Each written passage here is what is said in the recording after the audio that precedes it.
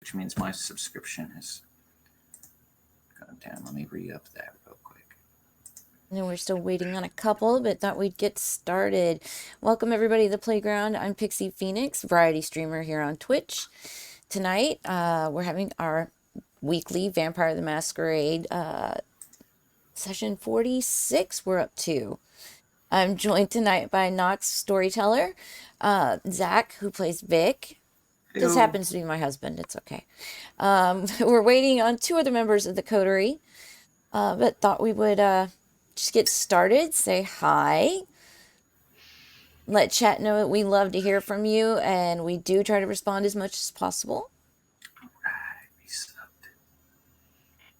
So please make sure you jump in, say hi, drop an emote, let us know how you're doing. So how are you guys doing? I'm doing okay. Did I award XP for last week? I'm not. Ooh. I thought you did. I thought that was one of the last things that you mentioned before we left off, and I thought I blew it away because I knew I didn't have enough XP to invest in anything. We can go back and look at the video and see if you mentioned it there at the end. I'm not that worried about it. Unless it's something that you did possibly after we. I thought you did. I'm pretty sure. Stream. Usually, I'm pretty good about awarding XP like right at the very end as we're signing off. So. And Skot has joined us already. He's having some internet issues, so he should be right back. Looks like he's doing a restart, so he should be back very shortly. So one thing I learned today, I spent my day, not that anybody asked, but basically overhauling our videos of our previous episodes, which are up on my YouTube. And I just kind of been keeping it as just like a backlog and just exporting and then just like not even touching it. So I need to clean it up, get some descriptions in there, some episode numbers and whatnot. And it took forever. And I'm still not technically done because I'm going in and editing out some of the beginning where, because it exported, you know, no matter how long we took to start and it was on the starting screen, sometimes there's like 3 minutes there and sometimes there's like 10 minutes there. So, but YouTube wants to be slow as shit and only do one video at a time. So, not finished yet. But that is one thing you guys can do if you're on PC. You can scroll down below. You'll see my YouTube banner. You're welcome to go over there and check out all our previous episodes going back to episode 14.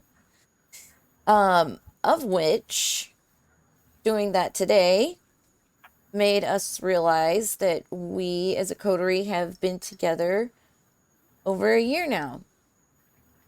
So, congrats.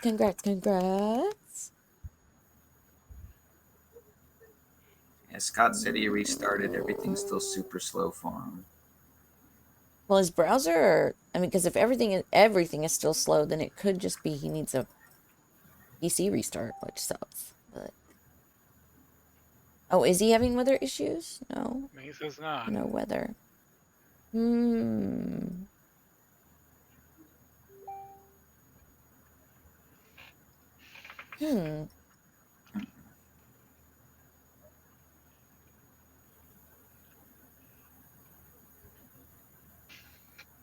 Yes. There is no explanation. No, there is an explanation. It's just not one you want to hear. Yeah. It will be something. Yeah, Skot was with us right before we went live. Yeah. And then disappeared. His video acted up and he disappeared. And Martha should be with us very soon. Yeah, she's just caught in traffic. She got caught in traffic.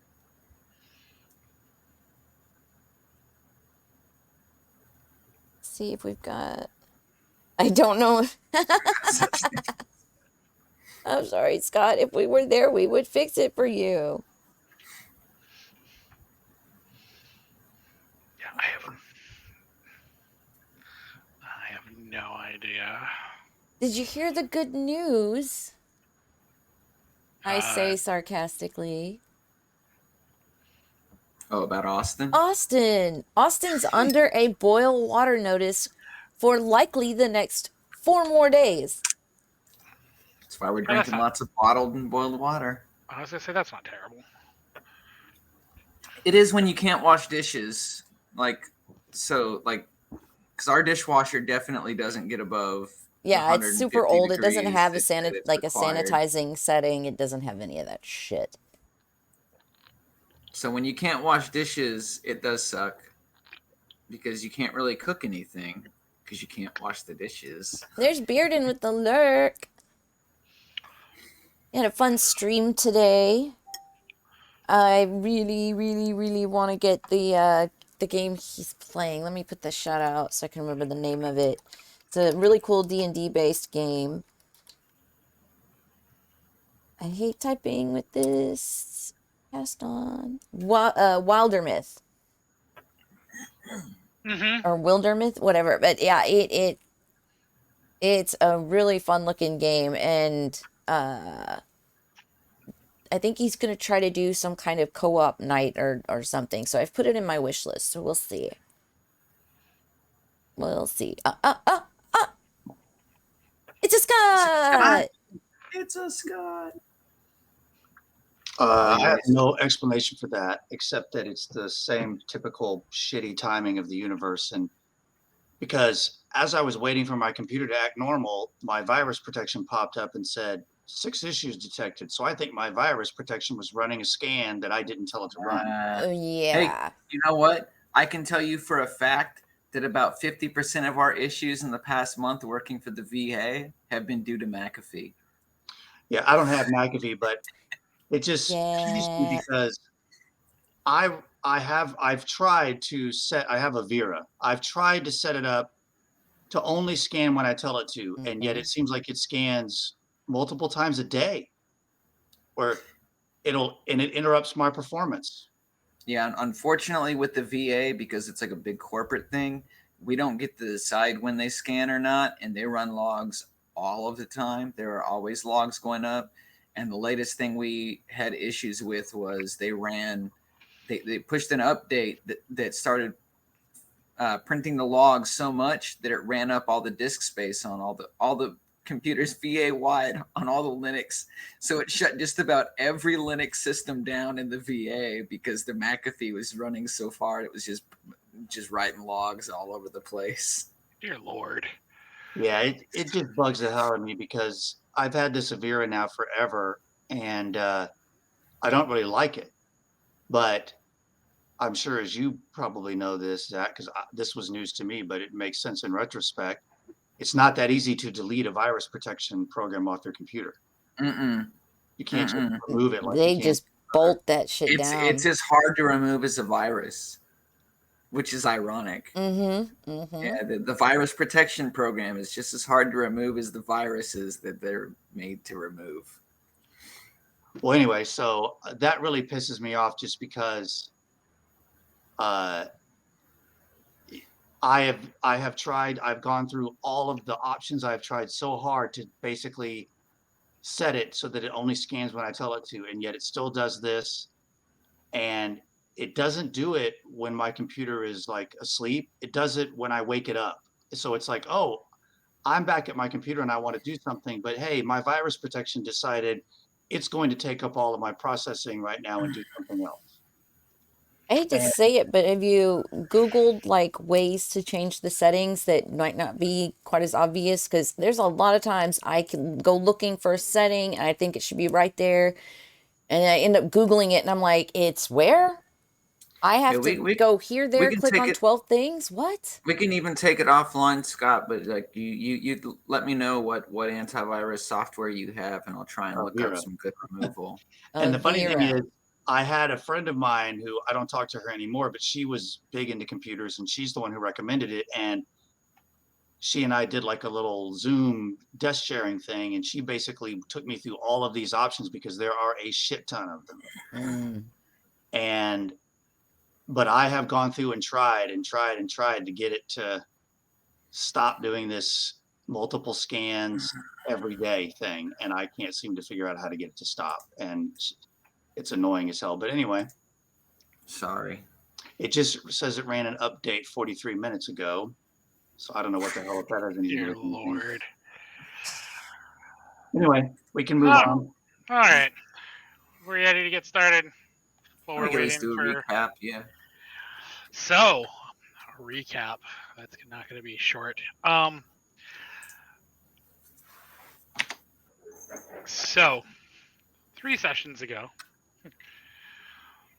the coterie decided to start off by going through the information that had been given to them by Abraham and learned that they had enemies even among their friends, as they learned who was responsible for the imprisonment of many of the city's kindred. As they attempted to figure out a way to disseminate this information and to protect themselves, they ended up with fights on multiple fronts, with multiple friends disappearing, multiple issues arising, kindred infiltrating their haven, and unfortunately, one of their close friends, Threnody, being in a position where she needed help. So, splitting the coterie, with Vic staying back to defend and the other 3 heading to Threnity's temporary haven to fend off whatever threats they might find there. They found Threnody protecting a crowd of kine from a incursion of Sabbat shovelheads. Meanwhile, back at the apartments, Vic ended up tangling with a kindred that they had never seen before, who seemed to be able to take himself apart and put himself back together as rats at will. Helping the Threnody get the kine out, and finally coming to an end on that particular evening, the coterie had a bit of a powwow with Haddonfield and Threnody and talked to Sunny while they all attempted to determine what exactly the next step was going to be. It has been 3 days since that night. During those 3 days, Alice had what was supposed to be a fun night out that turned into a particularly harrowing chase through a warehouse. Yeah, that happened. So, tonight, as we start, Alice, when you wake up, or rather, while you sleep,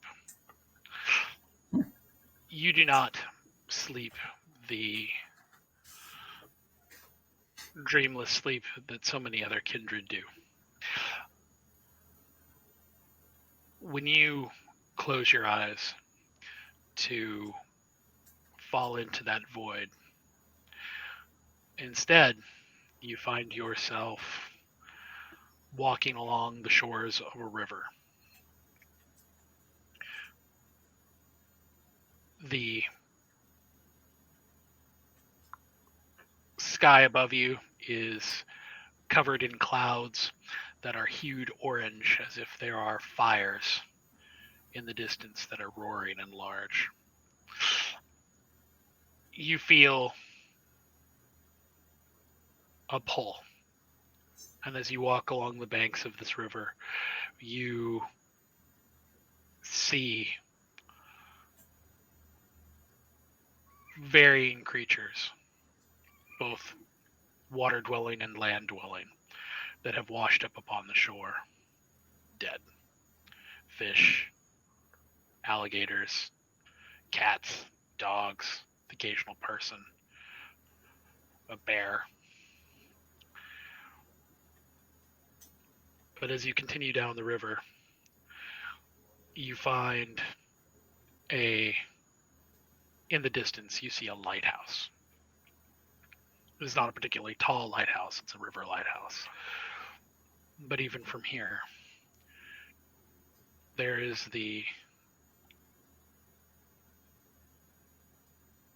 you can see a familiar long dark ponytail whipping in the wind and a familiar red dress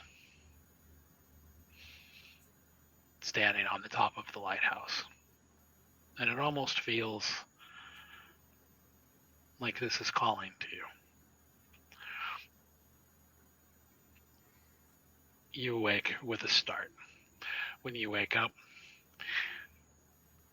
Lane and Ruby are both fast asleep in your secure room with you in the haven. So what do you do? So the woman in the red dress, is that the woman I ran into in the sewers? You can't be sure, but you think it probably is. I get like the same feelings and sensations. Okay. Ooh.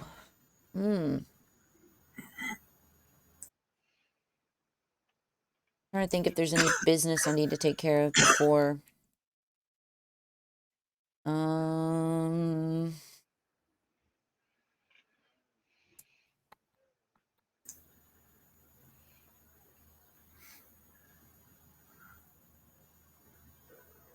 I need to check something because it's been a while since I have looked at my character sheet.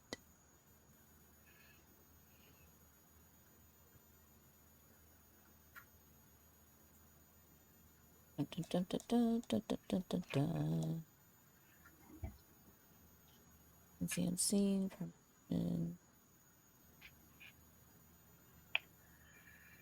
I wish it gave better description so I don't, because I forget what half of these do.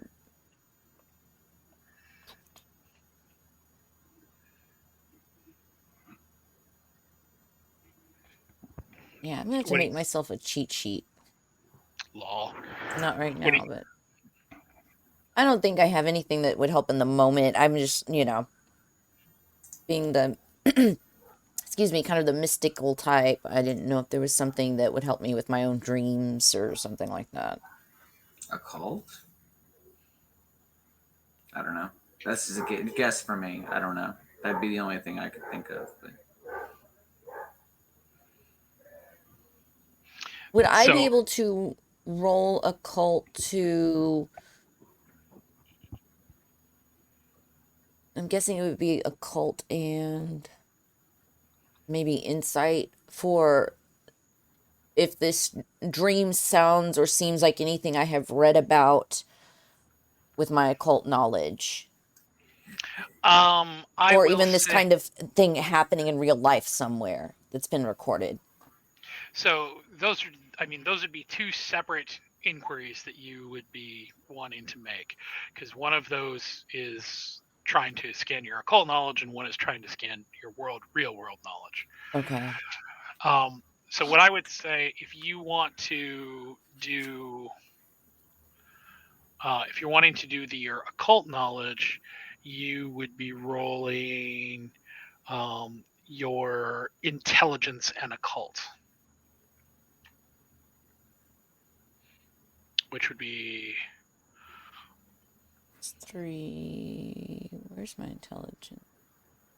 It's up. Oh, that's right. It's up top. So 3 and 3 is 6. And I have what hunger? 0. Oh. 0. Ooh. So it's just 6 white? 6 white. Oh. Watch me fuck this up, guys. If we continue the die rolls from Thursday, then yes. I know what you're talking about. You had good die rolls on Thursday. You did. You did too. 6, 6. There we go. 6. The Okay. told you I So could fuck it up. You can re-roll 3. Unlike Thursday. I was gonna say, if you want to burn more willpower on this to try to increase your number of successes, you can do that. Otherwise, I can give you your result.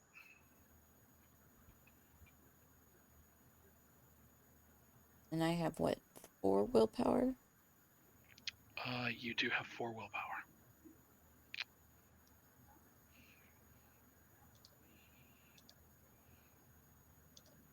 Yeah. Okay. Yeah. I just got a ration. Don't know how long this night's gonna last, though. So this was your occult and intelligence roll, correct?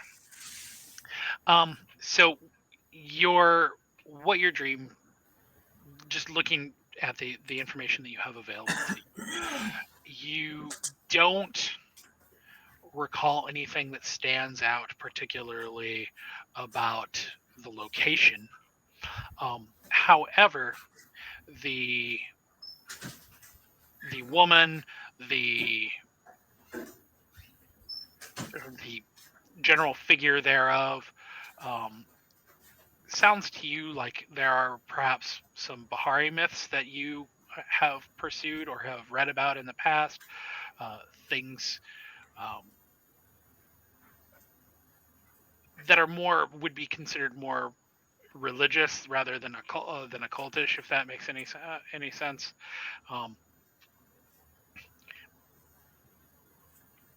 You know that there are factions, there are people you could ask here in town that would probably be able to help you if you were going to pursue that particular line of insight. Yeah. But that's not your specialty. Could I roll my technology to research and see if this is something that has happened in reality, in the real world? You could, but when you pick up your phone, you notice something perhaps a little more disconcerting. It is 4 p.m. Oh, shit. Run outside. Some kind of like yeah, or like fucked up vampire insomnia. Like what?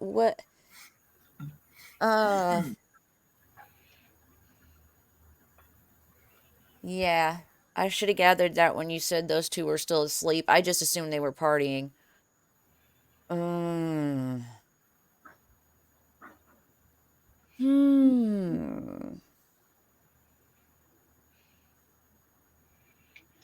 So it's safe to assume I am the only one up.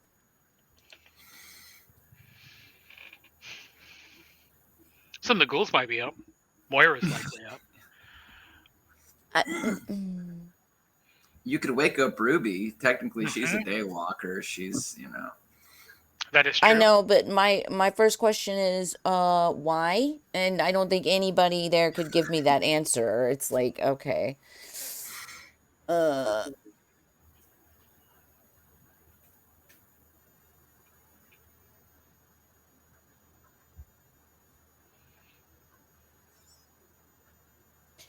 Yeah, I'm gonna wake up Ruby and Lane.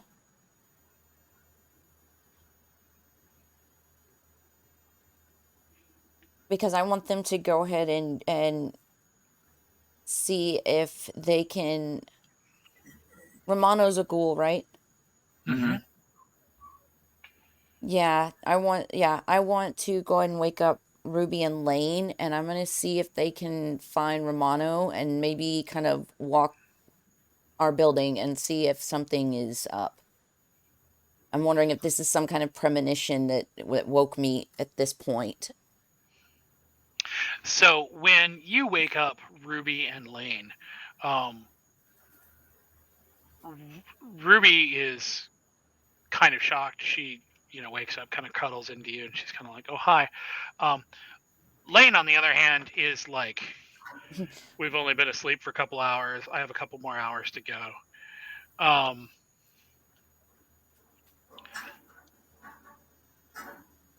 But when you finally kind of kick her out of bed, Amber in the mornings, get out of bed. she is as perplexed as you are.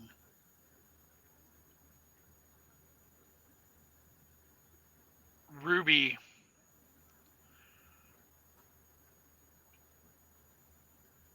walks to the door and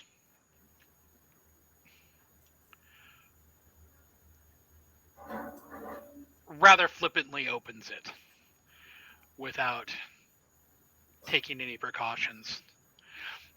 When the flare of light comes in, there is a jump in your throat, almost as if you feel like you should be afraid. That feeling of rock Shrek, that fear of fire. Could I use my speed to hop back? Well, but as the light floods into the room and you are caught kind of in the glow, it's not the direct light of the sun, but it is the glow of the light.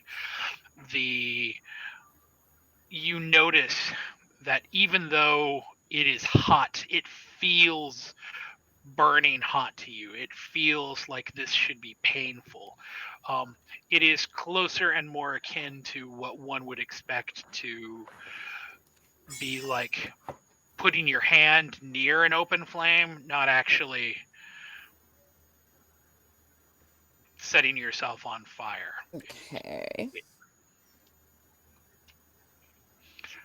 When Ruby realizes what she done, she's like, shit, and she rushes to close the door. But at this point, you already know.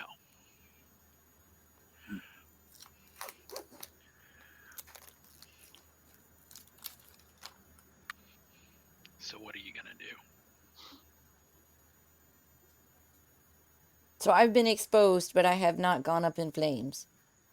You have been exposed, and to be fair, you haven't been caught in direct sunlight, just in the kind of the refracted glow of sunlight that's in the room ahead of you.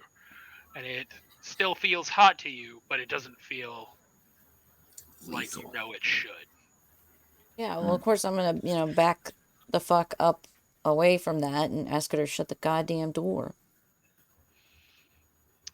She does. She runs back and closes you back into the haven and apologizes profusely.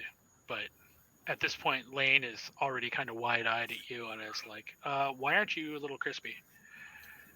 Yeah, something I'd like to know as well.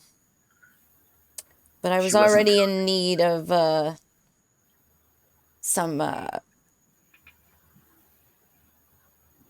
dream interpretation, as it were. So I guess I have more questions now. This is weird. So, what are you going to do,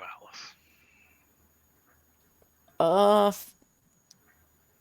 Wait it out for at least it gets dark around 7 now? So you've got a couple hours. Yeah. I mean, there's not really much I can fucking do. So, Ruby curls up with you. Lane goes back to sleep. But Ruby sits next to you and holds your hand as you count the minutes, waiting for the sun to start to descend. As it descends, the rest of the coterie starts to rise. So, let's do some housekeeping. Everyone but Alice. Roll hunger.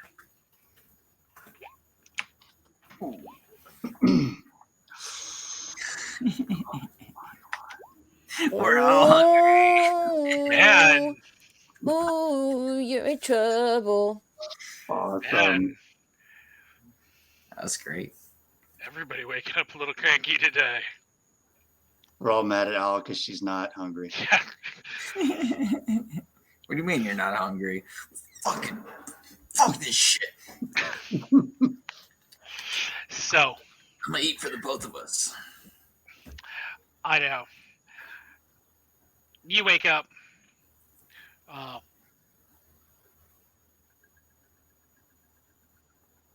Where would you be? Where would you wake up?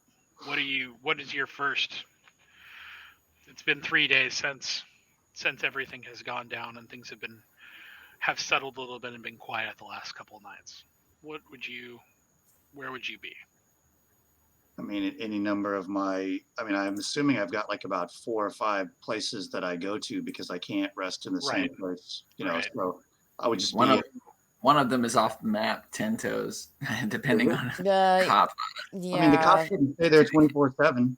True, But all I've got to do is basically find a place that's sufficiently far enough away and safe and park and sleep. So I mean, yeah, you still got the hearse, so it's not like you can't just like sleep somewhere.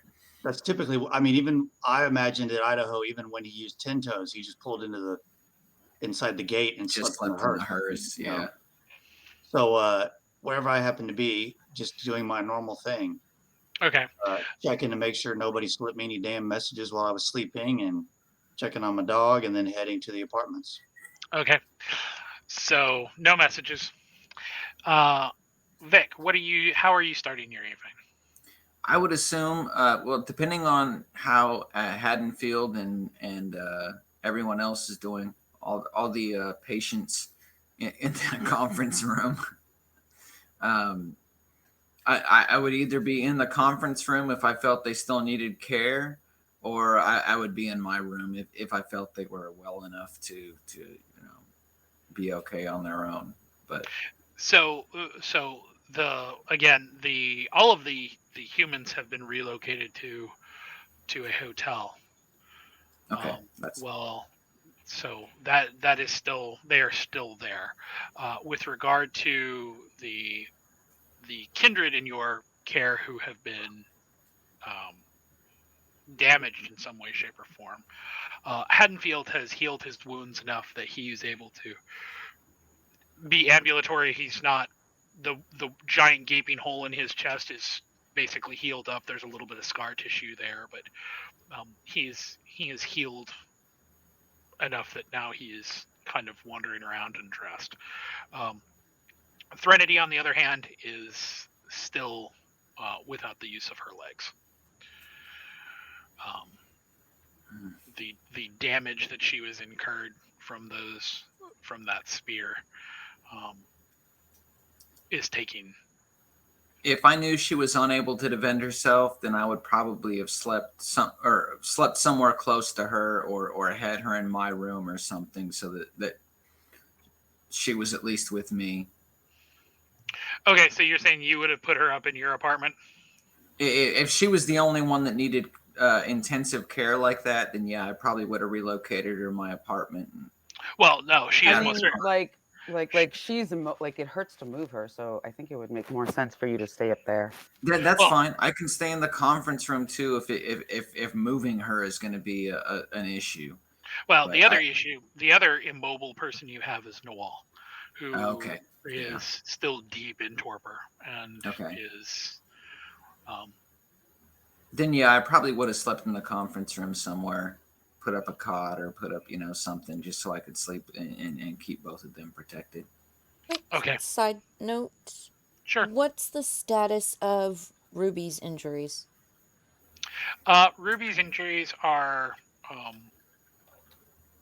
she has bandaged, her stomach is bandaged. She's ambulatory, but slowly. She can move. She's basically on crutches. But like her wounds have closed up. She's just still recovering. Okay. Yeah. Okay. I just was wondering because we didn't touch on that. Yeah, she's a kind of a unique case because she's like half vampire, half human. So she still has the human organs that take a lot of time. She's just like worried.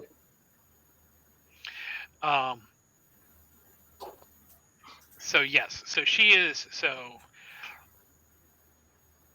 So that wraps up all of the injured parties. Mr. Starwell, what are your first things when you awaken?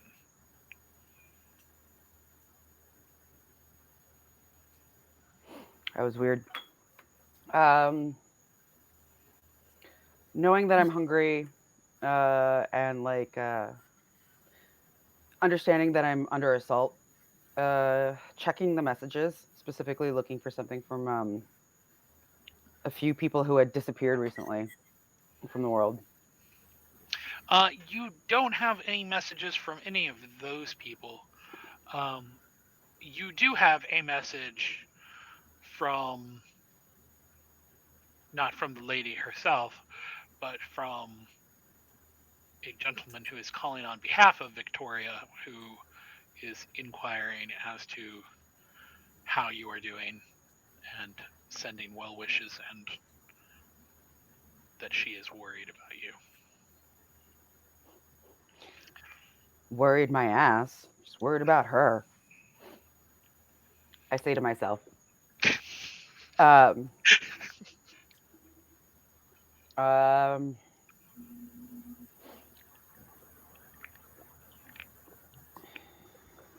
put out a call to what's his name, Blaze. See if he's not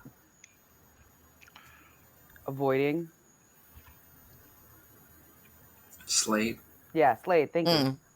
I was going, Blaze? Who? The vampire hunter? That really Oh, fast guy. You know? Yeah. He's just really fast guy.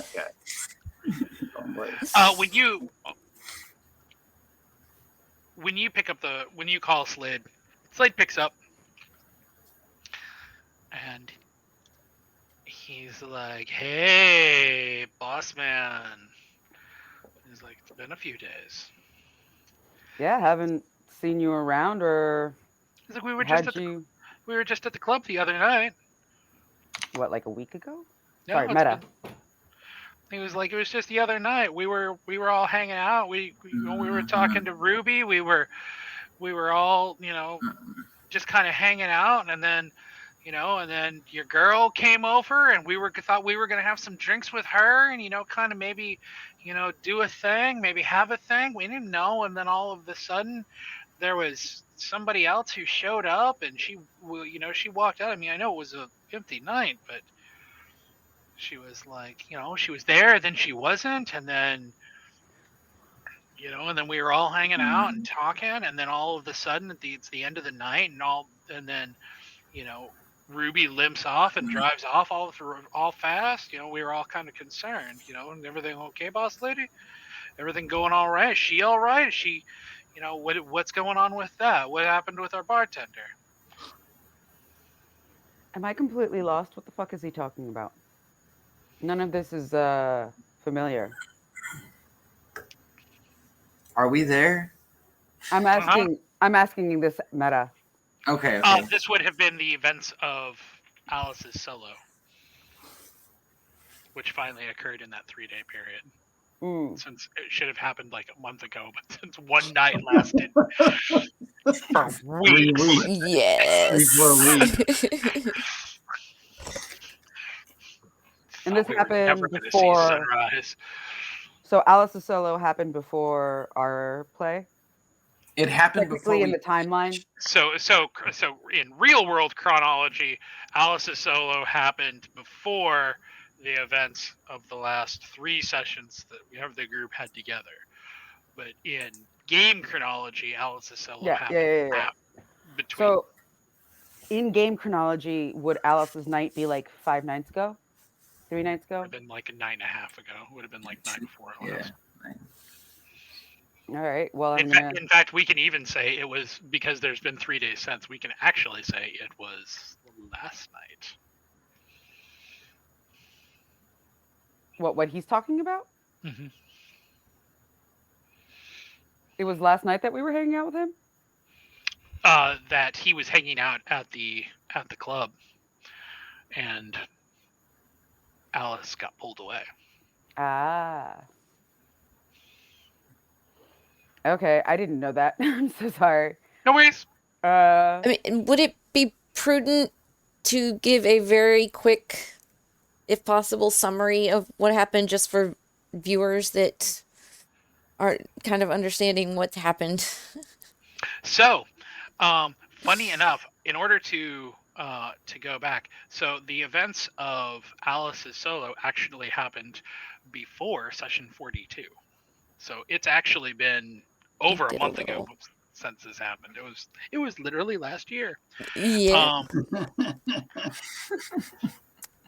True. So the real quick recap for those viewers who are brand new with us. It was a reasonably dead night at the bar. Ruby was hanging out at her end of the bar with all of the Duskborn. Al was trying to figure out what was going on with Ruby and the Duskborn and was trying to make inroads when the Bruja Alyssa showed up and convinced Alice that she and a couple other anarchs were wanting to head out into the town and cause some chaos for the Camarilla, which Al was all about right up until she got out there and realized that some of them I've been conned. Were being very amateurish about their behavior. Well, some of them were being less than forthright, overt, shall we say. At the Club Kuru, Al found going through the finances of the club, found files that illustrated the depth of Camarilla knowledge about the coterie and their assets and their contacts. Deleting it as best she could,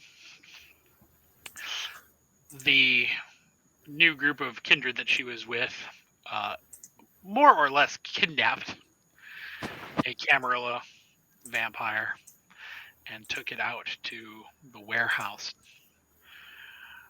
by the river within the ideas of leaving her for the sun.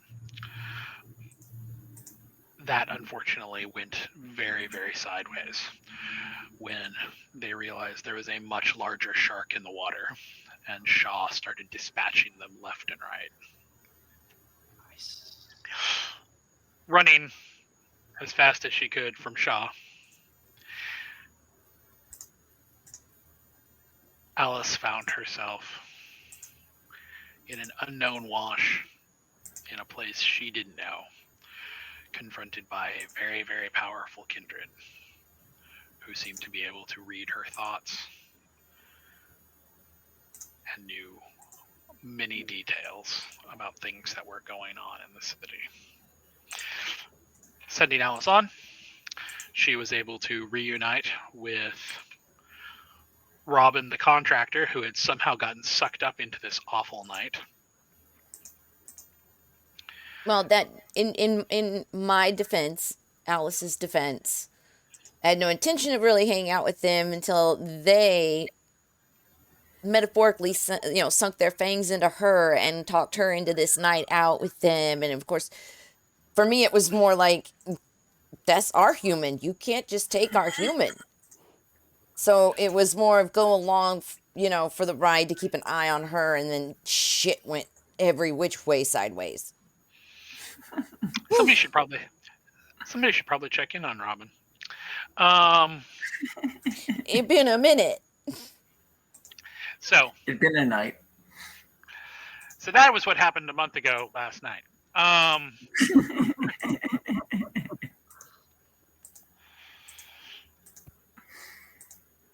Okay, so Blaze was actually like not avoiding us. It was just like the night of all that crap that was coming for Threnody.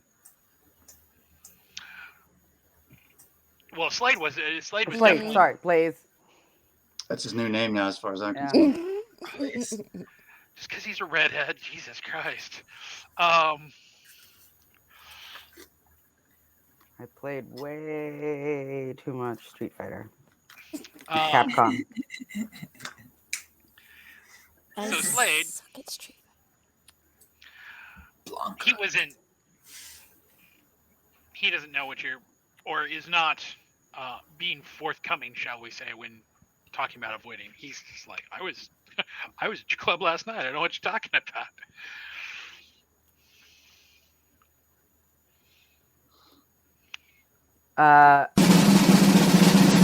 Was that He goes, 3 days ago, you know, had business to attend to. Didn't we shut the club down that night? We didn't even open it. No, exactly. But before we shut it down, he was a no-show. Yeah, and he didn't even answer his phone. Yeah, that's I right. mean, We he tried- had.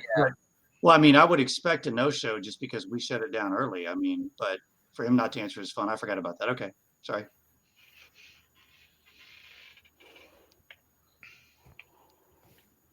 Well, looking forward to more business with you tonight. He goes, absolutely, I will totally be there. Is there any sort of special deliveries that I need to bring? Any party favors that I need to have? You need a party? I will bring a party. Oh Lord. I think the usual is fine. He goes, the usual it is.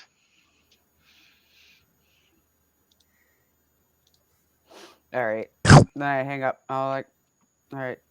Then I hang up. All right.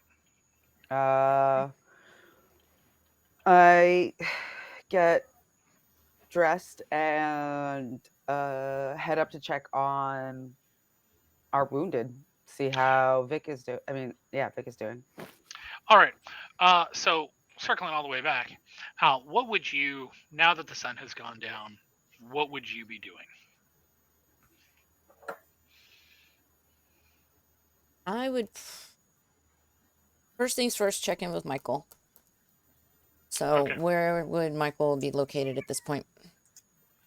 I would say if Michael is going to be heading to check on the wounded, we can just say that you intercept him on the way. Okay. Yeah, so guess who's been awake since, I don't know, 4 o'clock? Quick meta question. Oh. Are you going to go see Michael by yourself, or are you bringing Ruby with you, or what are you doing? Oh. Would I know if we're planning to open the club tonight? You would assume. Then I'd probably just bring them along. Okay.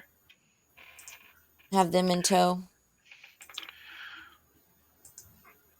So okay, go back to it. Yeah, addressing Michael.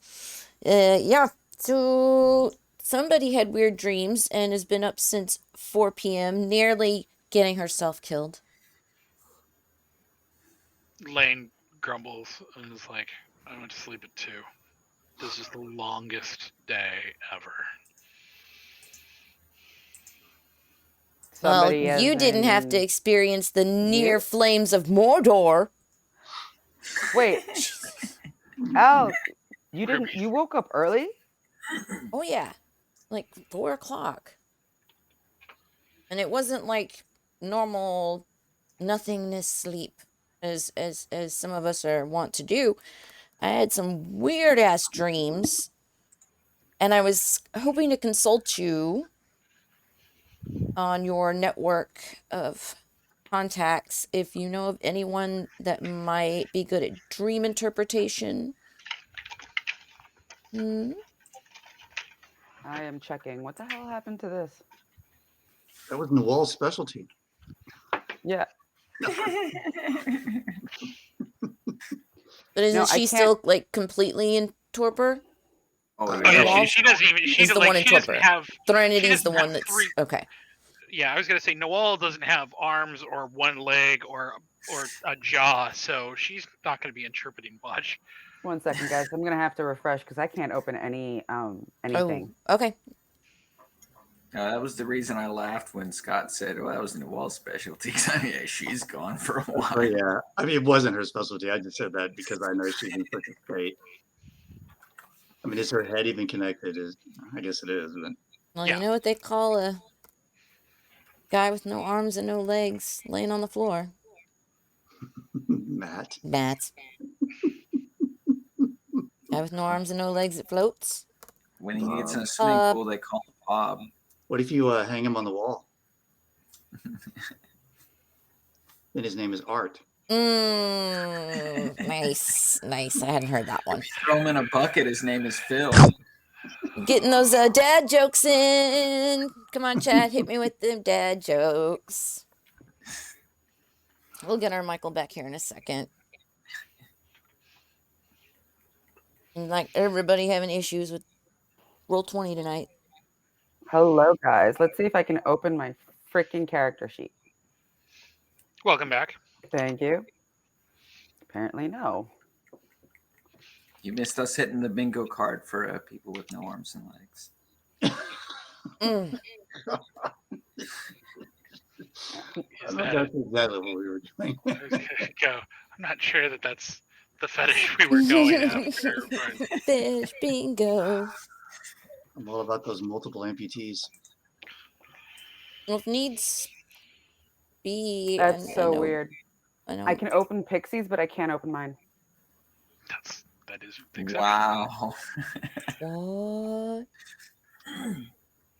Yeah, I get a blank screen when I open mine.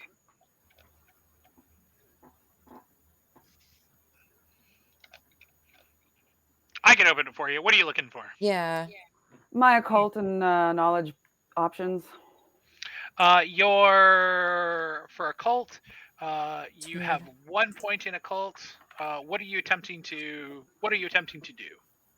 Rack my memory, see if I can remember hearing anything like this before.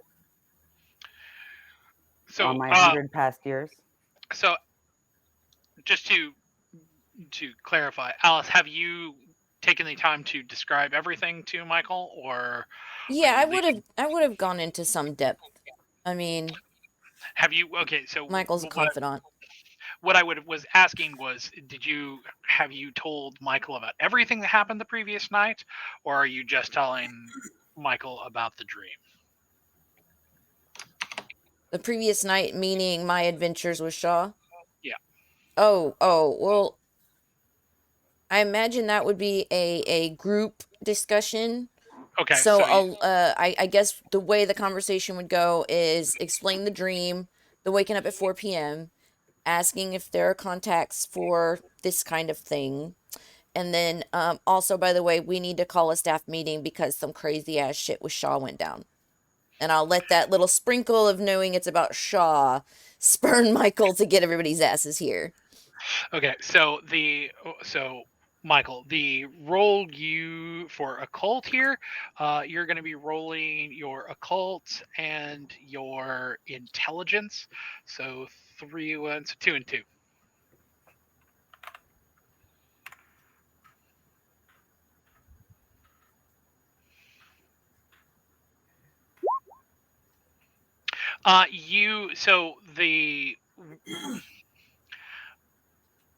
While the dream itself could be interpreted in any number of different ways,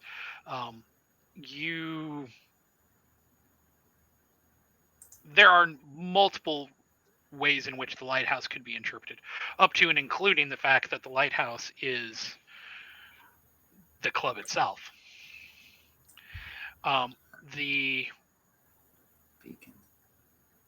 But the other part about that being that the description of the woman sounds very, very close to some of the Bahari myths and legends that you have come across. Some religious zealots, some people who are simply following in the path of Lilith. Generally speaking, more who were falling onto the Anarch side than the Camarilla side, but people who were following in the Bahari path tend to go from 0 to 60 rather quickly. It seems like in your personal experience,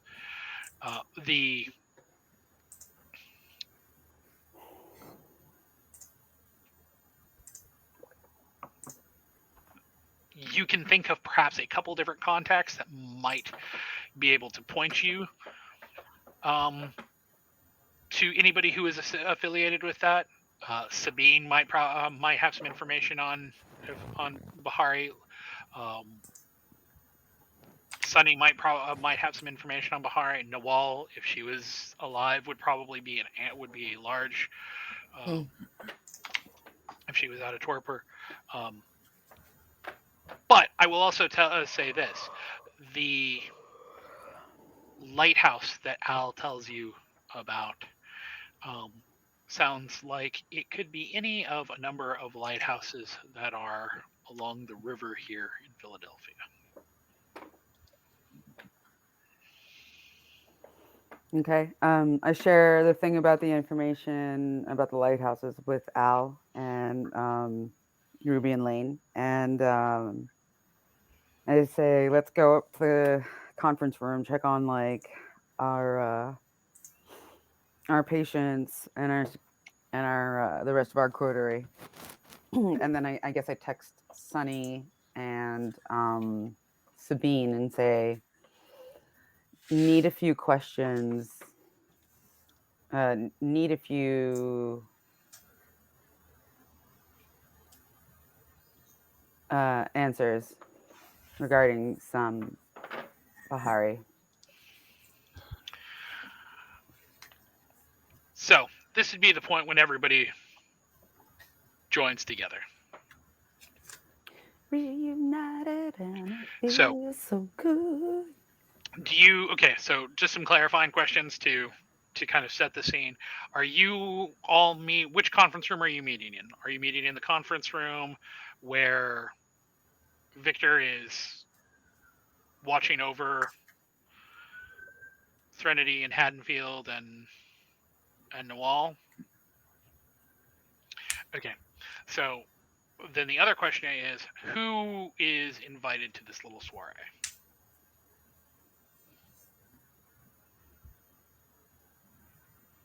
I would think at least the ghouls and Ruby.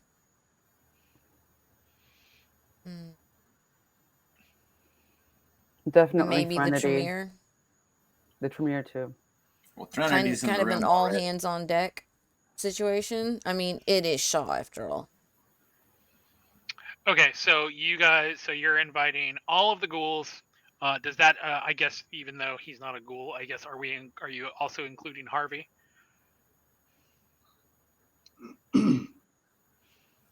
I would at least consider him part of the coterie at this point. I don't know. Okay. I mean, so Harvey's going to be there. Are you keeping Haddonfield? Are you allowing Haddonfield to listen in on all of this? I'm a little hesitant about him. Yeah, no, not Haddonfield. I'm gonna excuse him. Alice is always very suspicious of newcomers, so. Well, Michael kind of wants to question Threnody and actually like question Haddonfield about what he knows about this. So wait, when you say question Haddonfield, what are you questioning Haddonfield about? Because you just said you were going to send him away. I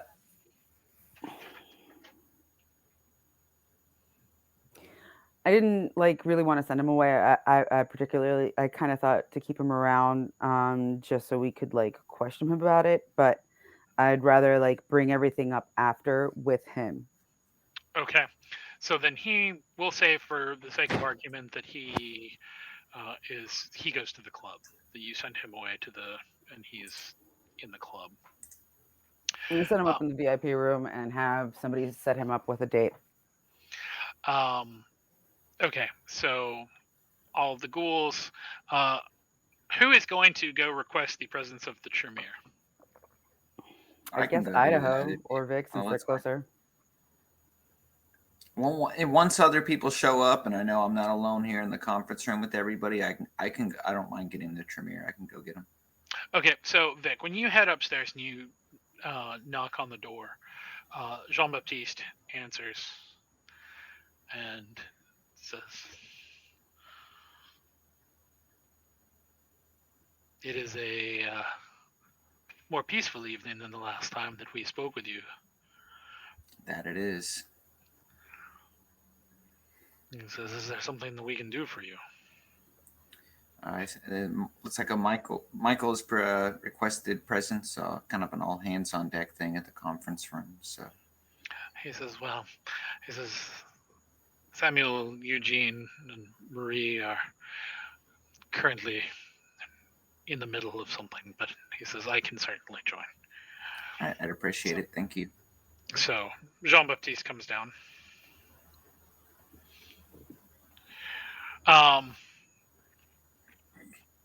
So all the ghouls are there. Harvey's there. Threnity's there. Noel is there in body. She's like 2/5 there. She's worse than 3/5. She's not even. Oh, Zachary. We won't even go there. No, there. You won't. So,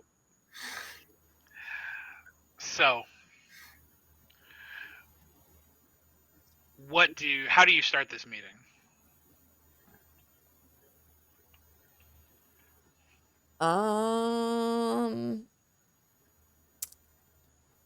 Yeah, I guess I'll take the lead if Michael. Yeah, that's basically what I was going to say. I was like, I'm going to be like, thank you, everybody. We have some updates. Here's Al Alice. had an experience. I'm going to let her tell you about it. Here's Alice. And yeah, we're going to do one of those like Final Fantasy cutscenes where it fades to black as someone starts to explain the story. We're going to fade back in and everybody knows what the fuck's going on. There you go. It's done. Okay. So I have. But I'm just explaining the events of the evening. I'm keeping like the dream shit to myself for now. Okay. So you're describing what had happened with basically the events of the evening with Robin and yes. Okay. Do you tell them about the woman in the wash?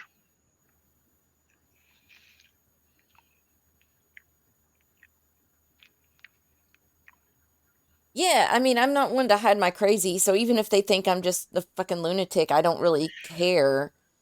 So are you also going to tell them that since your encounter with them that you have been detached from the cobweb, that you don't have any hunger, that you woke up at 4? No. Okay.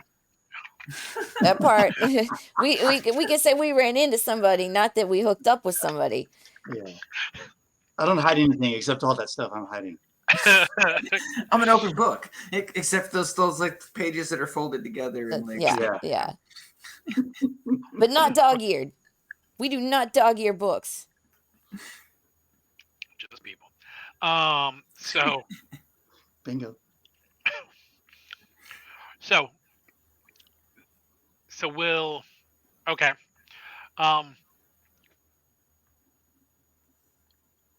So what happened to Robin?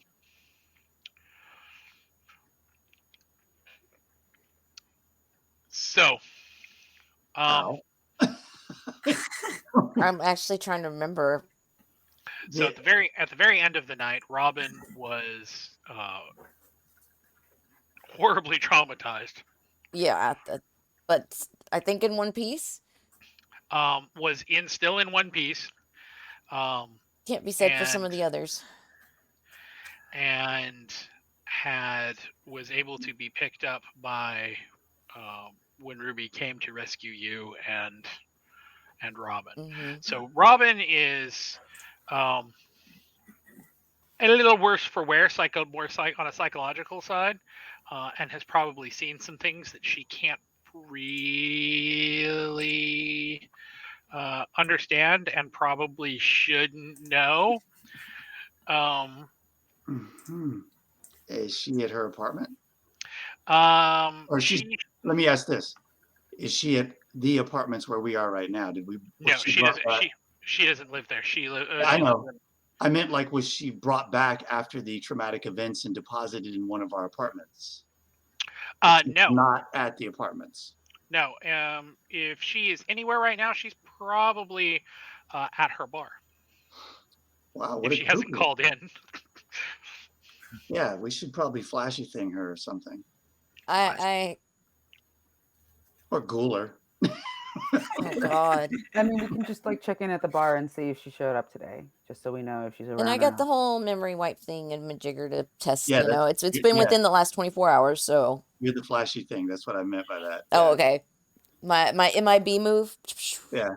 Flashy thing. Got you. Bang bang. So, in light of all of this information that you have dumped on them,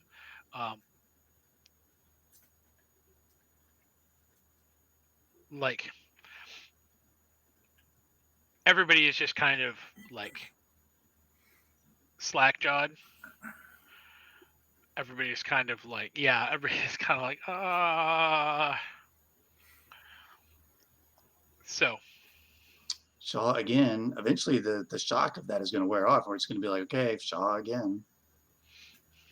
Yeah, that's what I was kind of wondering from you I'm guys. less in Who's shock really about surprised? Shaw. I'm more in shock about the fact that she's been up since 4 p.m. and like, you know. Was that shared? I thought I did. I thought I. So here's my understanding Yeah. at this point, just to step out for a bit. You told Michael that. Okay. And then when we decided to have our meeting, you said you were going to tell everybody what happened last night. But then Okay. Thank when you Knox for. said, what about the Okay. What You're about right. that? Yeah. No, so I'm just kind of curious. Then I metagamed. Sorry. Yeah. So Yeah, but I'm not I sure. think what I would say is so while you guys are processing all that, any of you guys ever like woke up at like 4 o'clock in the fucking afternoon before? Yeah, before this life. Yeah. Are you saying that you woke up at 4 o'clock? Threnody. Yeah, and even beyond that, I had dreams. Threnody kind of is like, it's possible for our kind to wake up before the sun sets, or to stay awake after the sun rises, but it usually requires either a threat large enough to the kindred to provoke them to wake up, kind of an old school human flight or fight response, or it requires an immense amount of willpower to be able to stay awake during while the sun is up. Jean-Baptiste chimes in and says, we have rarely put together a tonic that allows a kindred to wake with evening's freshness, even if they are woken in the middle of the day. But it is something that we have only done very, very rarely, as it is quite expensive in materials and time, he said, and quite frankly, the uses for it are somewhat limited in our experiences.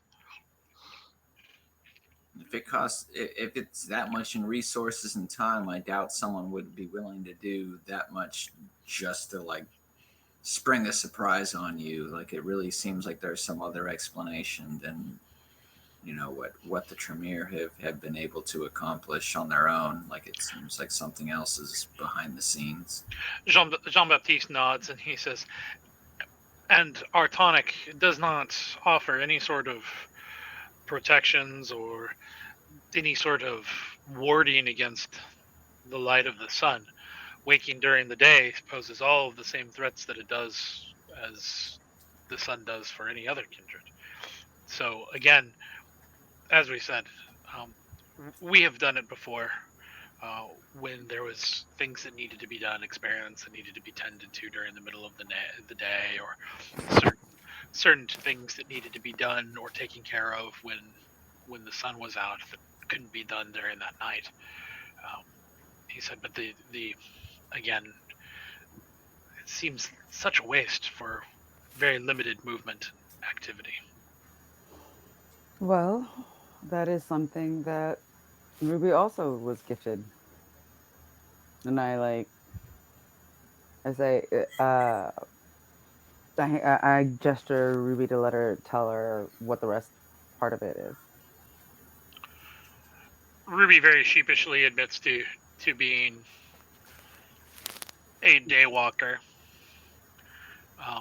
which gets some raised eyebrows, as well as Jean-Baptiste, who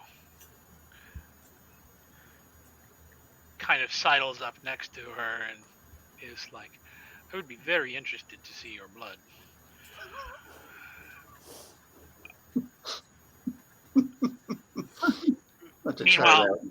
Meanwhile, Harvey is like, I got the short end of the fucking stick.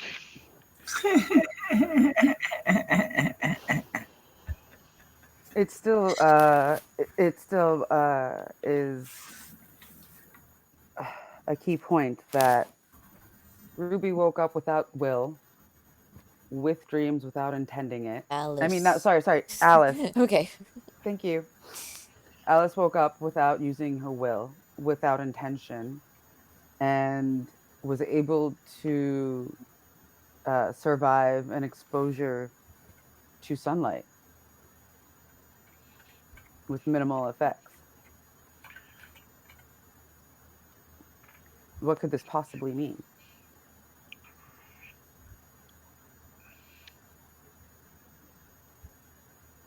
Would there be a roll to see if I'd heard of this? And I know, I think second to Michael, I think I've been around the longest. I think Al came in after me. So would there be a, and I don't know that my skills would necessarily help me in that role, but. You could roll.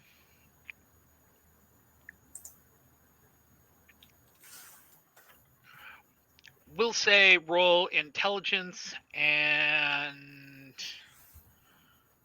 occult. You have 8 points in occult. Okay. So 1 and 2. White, 2 red. Nice. Oh, Man. Been so long since I rolled. It's W first, right? W2. Oh my goodness. That's not it. Hold on. Nope. You're almost there. Here we go. There it goes. Would you like to burn a willpower? Sure, why not? Okay, reroll the 1.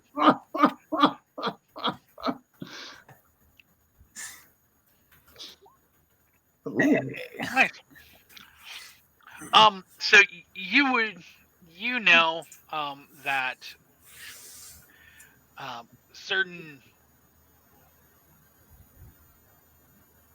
consumption of certain drugs, certain, if you drinking somebody who's more powerful, certain older vampire, certain elder kindred, can sometimes convey a certain amount of resistance to sunlight. You also recall an instance several months ago after a visit to Sabine's, where 2 members of your coterie woke up early, though not quite so early, where Idaho and Michael woke up and were able to glimpse the last bits of the sunset. That's right. I forgot about that. Me too. Says how important it was to you. Well, to them, it didn't happen to me, so I don't remember. Yeah, but that was more like we got up a little bit early and we could see the dusk. Right. Like we woke up when the sun was full on up there and we could somewhat resist the diffused light of it. Okay, so I'll bring that up, just, like it's happened in a smaller effect to both Scott and Michael, from what I understand. But I like that. So did you drink any high elder blood? What did you drink that night? Mm. Don't say OJ and vodka, because I don't think that's a. You drink OJ? I think if you drink from OJ, you'd need a vodka chaser. I'm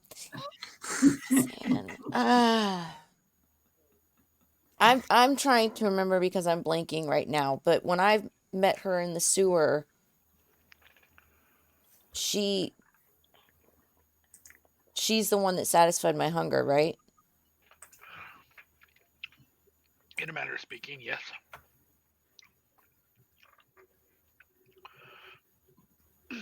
And you didn't tell us that part, right? Nope. That was I was holding on to that to see if it actually, necessarily needed to be said. But so again, what did you drink that night? okay. So I kind of ran into somebody in the sewer. Okay. Was it a Nosferatu?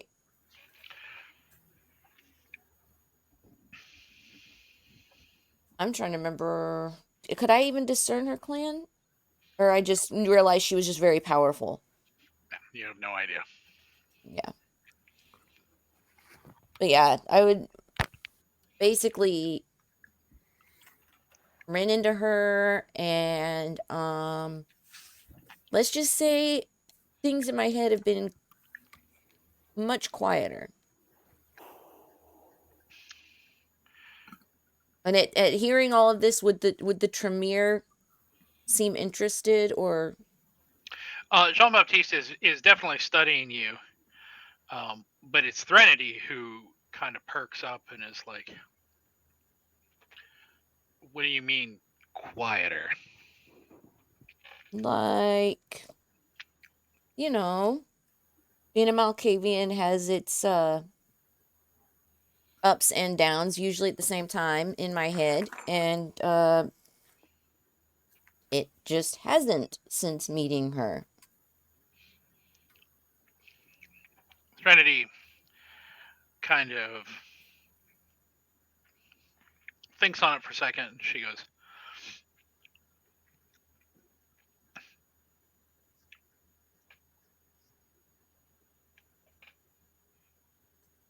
"I don't mean to be rude, but since I can't tap my foot, because I can't tap my foot,"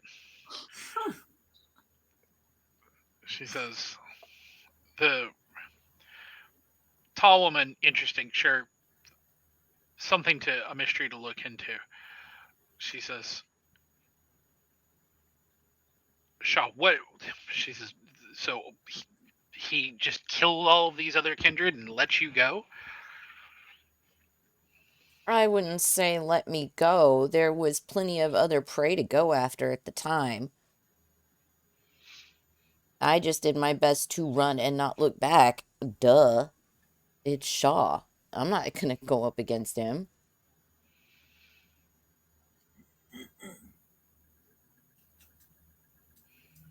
Threnody is kind of like, because Shaw wasn't there at the apartment. It was just the shovelheads. Hmm? So if Shaw wasn't directing them, then who was? Well, it's always easy to blame shit on the cam.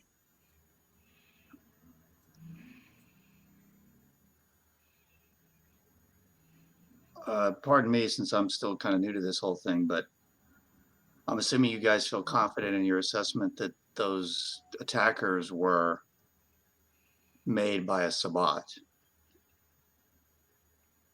Because we didn't see Shaw there, how do we know he wasn't directing them? These were on different nights too, so it's not like he couldn't have been on. Yeah, I'm kind of having trouble connecting the dots on this. Threnody says the issue is that, like, Charles is the prince of the Cam, and there are assorted barons for us anarchs. Says when it comes to that side of the railroad tracks, says there's one game, there's one name in town, there's one person who runs the entire organization. Sure. Okay. So why would you think he wasn't directing the guys that attacked the other night? Because he wasn't there. Shaw doesn't. That's not how they work. Shaw's always there. If Shaw's doing something, he's always there because the rest of them are idiots.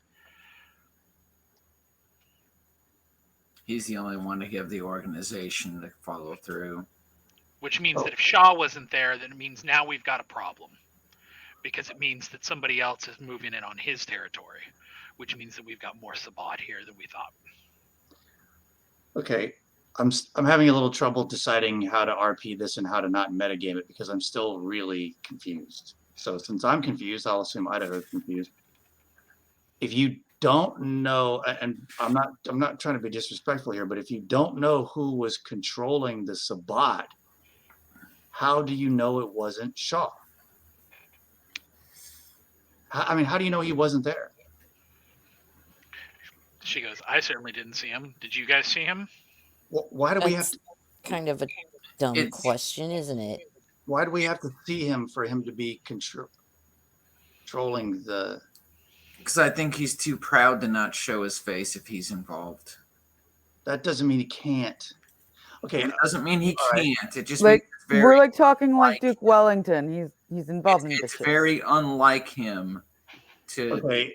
for something to happen and him not show his face. Because everything he's ever been involved in, he was very upfront. If you think about it, like every time he's ever been involved with anything with us, he's been very He likes to upfront, showboat. very out front. He's the showboat. Did you guys see him at Walnut Street Theater?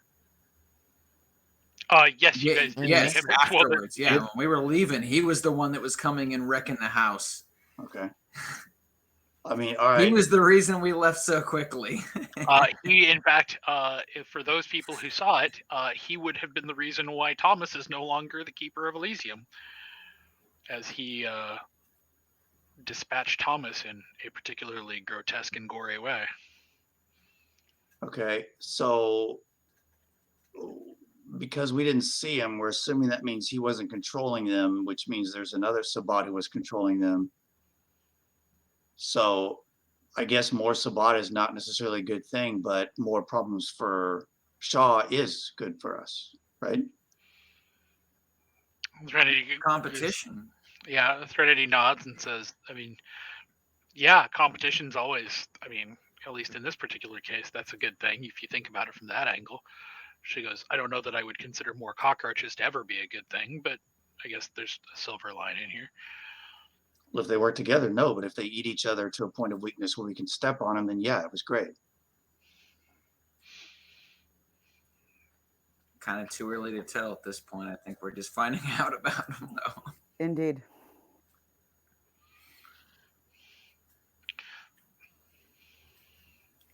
That's the next side quest, metagaming. So, but you carried Robin out of there, I guess. Is that how that happened? Not exactly. Okay. Well, somehow she got out, so she's okay. We just need to talk, check in on her. Yeah.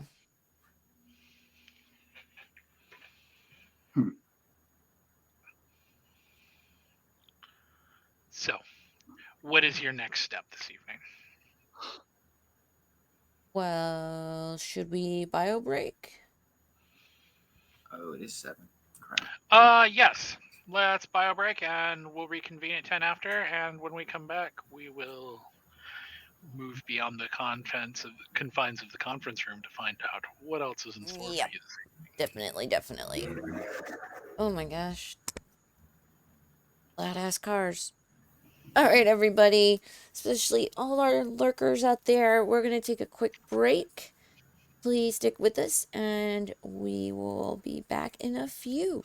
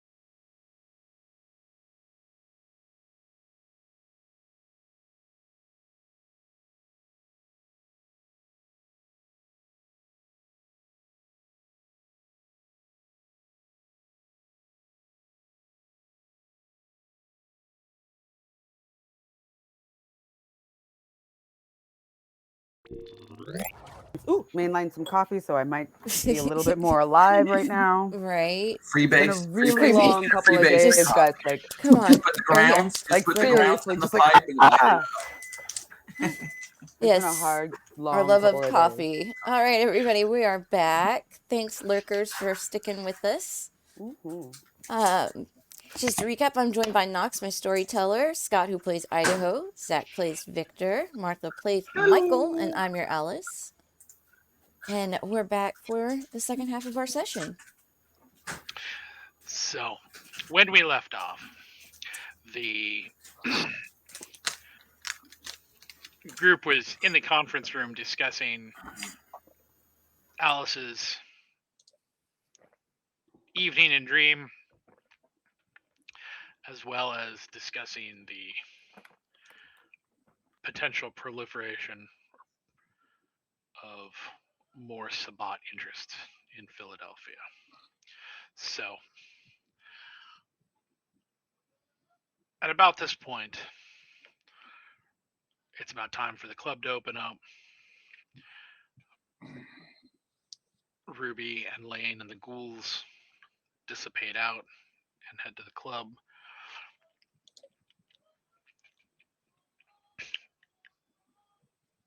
What, as well as Jean-Baptiste, heads back to the Tremere, well, perhaps covetously eyeing Ruby.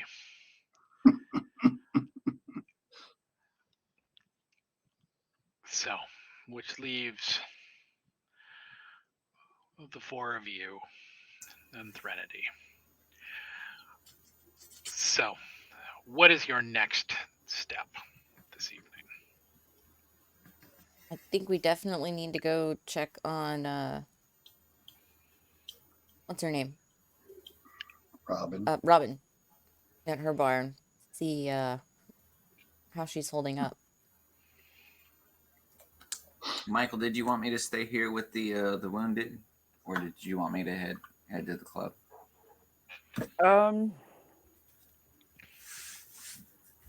Go ahead and head to the club right now. I'll walk you if I need you to come back.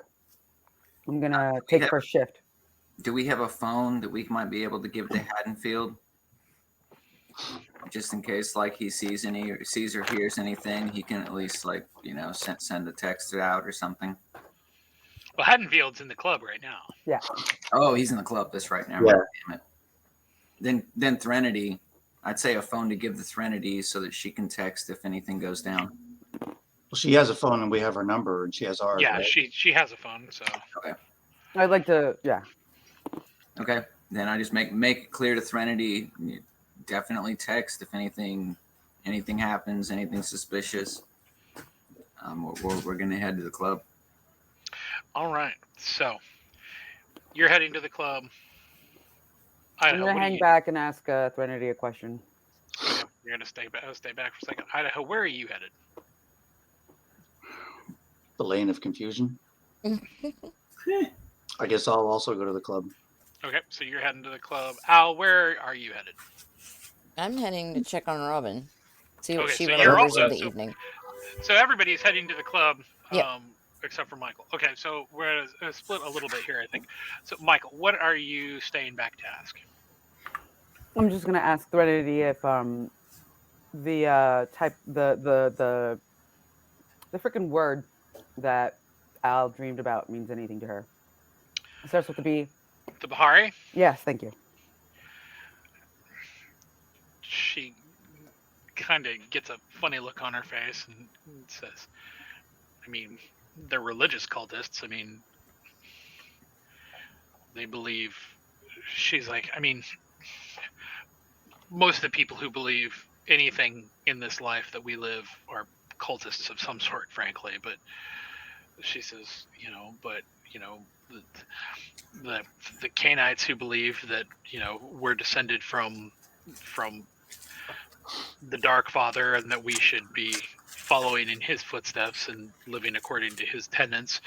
The Bahari are just that same idea, except that they believe that we should be following in the footsteps of our mother. She says it's, they're varying sects. They're, people. Some of them believe some things, that others don't, and there's infighting like every other goddamn church in the world. She says so I'm not really sure. I mean, she goes, frankly, I stay away from them. She says, our lives are too long to invite religion into it.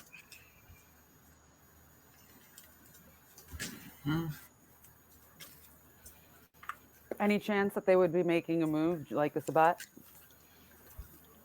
She goes, different.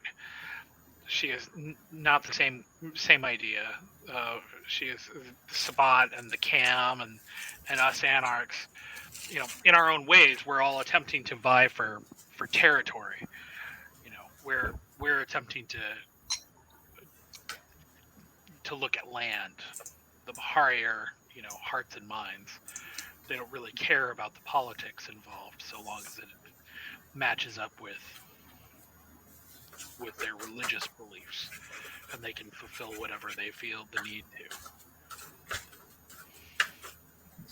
She says, for whatever it's worth, she goes, I have personally seen both Anarchs and Cam, who under any other circumstance would have been at each other's throats, who are more than happy to put aside those differences to conduct religious rites under the Bahari. So don't think for a second that the political games that we play hold as much sway in this particular circles.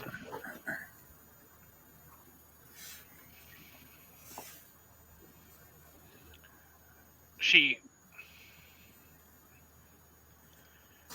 stops for a long second. She kind of looks around like she's looking to see if there's anybody else, and then she kind of grabs your wrist, Michael, and she goes, look, I don't know what Al saw.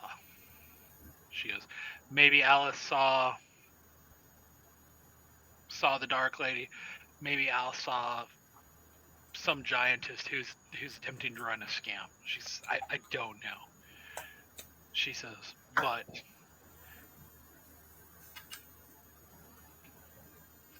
religious nuts tend to get nutty when you start bringing up real life occurrences of stuff like this. People start seeing Jesus in their toast, or start seeing, the Virgin Mary in their canola oil, and and all of a sudden you've got people fucking swarming. Maybe she saw what she saw. Maybe what was there wasn't. But I would not make this a loud thing, if you understand what I'm saying to you. Clear. Crystal and clear. So, at the club, where is everybody heading that went to the club? Where is everybody heading inside the club? I'd actually be headed probably outside, stationed out with my normal spot with Romano. So when you're at the front with Romano and Harvey, there's actually a fairly decent crowd of people who are trying to get in. People who are like, hey, what's been going on? Why has the club been closed? Lots of questions. Lots of people who are, happy to come in. But yeah, you're getting a substantial amount of questions about why the club's been closed. What are you telling people? I'm just saying it was a misunderstanding. We thought there was a leak at the bar. Turns out there was some rotten eggs. We got it all taken care of now. Thought it was a methane gas leak, but it was rotten eggs. It was gas that refracted off of Venus. One of the old bartenders. One of the old bartenders left eggs out as a fuck you, as we kicked them out. So it showed up a week or so later. But yeah, Somebody no was like, issues. "Oh, that one We're all guy, good. fuck him." Yeah, that one Yeah, guy. fuck that guy. Yeah. That guy was an asshole.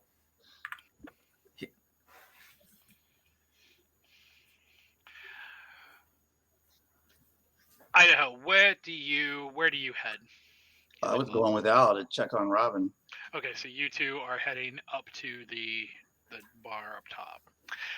When you guys get to the bar, there are two things that you notice. One, Robin looks. There's no other way to say it other than she looks bad. The normally very, very peppy, very outgoing and vivacious, and usually very well dressed person that's behind the bar. Looks like they haven't showered. Looks like they haven't slept. Giant bags under her eyes.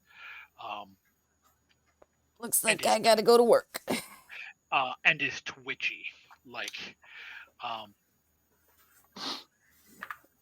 shouldn't be at work, been traumatized, twitchy. More like probably trying to stay awake. So consuming copious amounts of things Cocaine to keep them awake. You also notice while you are at the bar that there are two very, very different personalities at the ends of the bar who are keeping an eye on Robin, so to speak. Sitting at one end of the bar is Haddonfield. He is playing the part of the kind of wealthy looking. He's in a suit.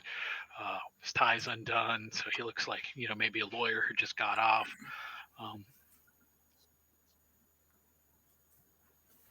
And is tipping very well, so she is very, very keen, even as jittery as she is, to continue serving him.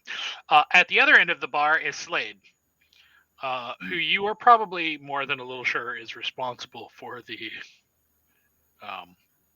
chemicals that are currently keeping Robin awake. Okay. So, what do you want to do here? Does he have a bar back? She does not currently have a bar back. Yeah, I'm gonna text.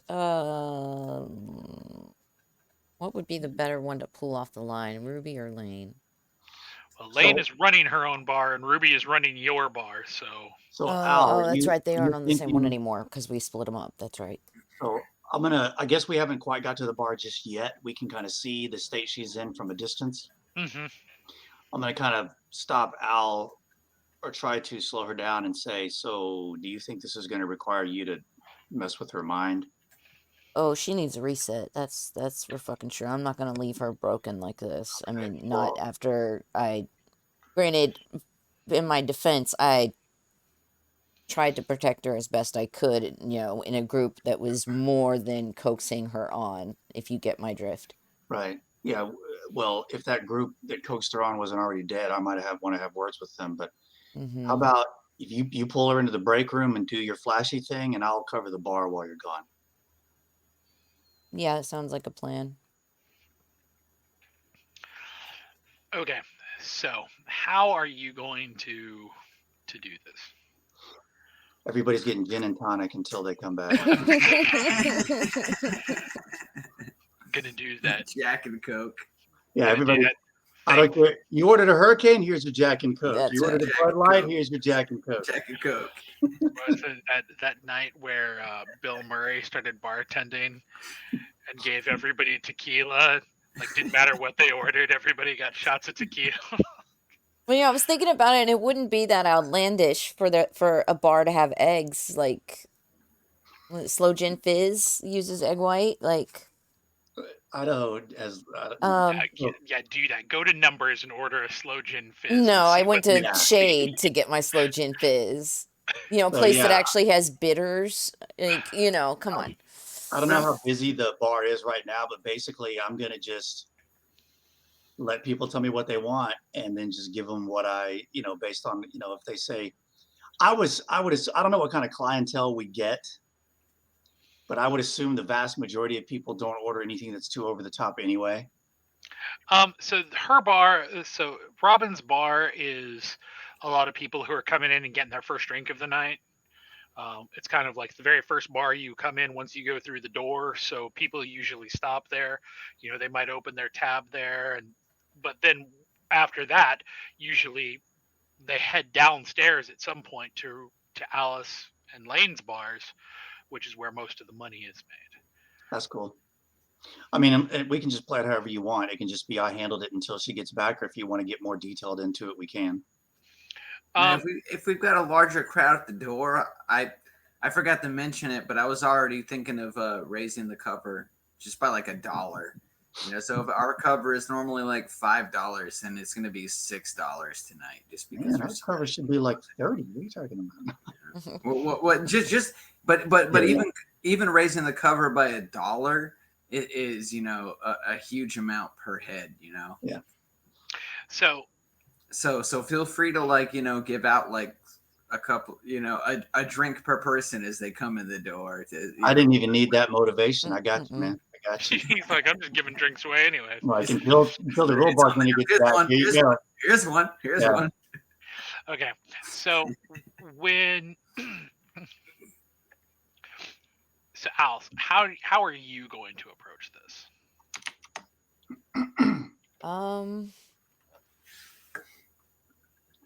I'd probably just try to have the most relaxed air about me that I can, step behind the bar and, hey, how are you holding up?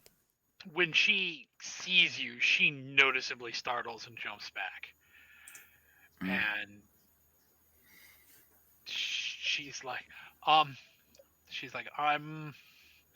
haven't gone to sleep yet. She's like, but I'm okay. She's like, the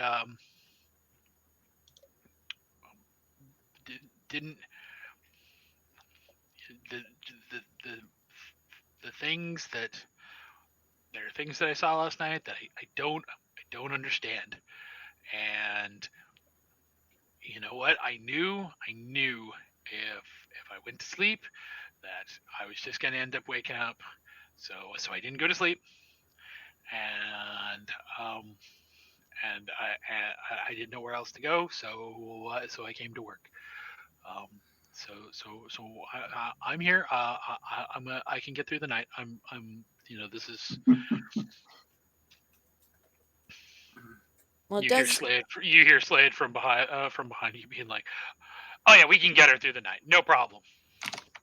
Whatever. Shut your fucking mouth. Anyway, dear.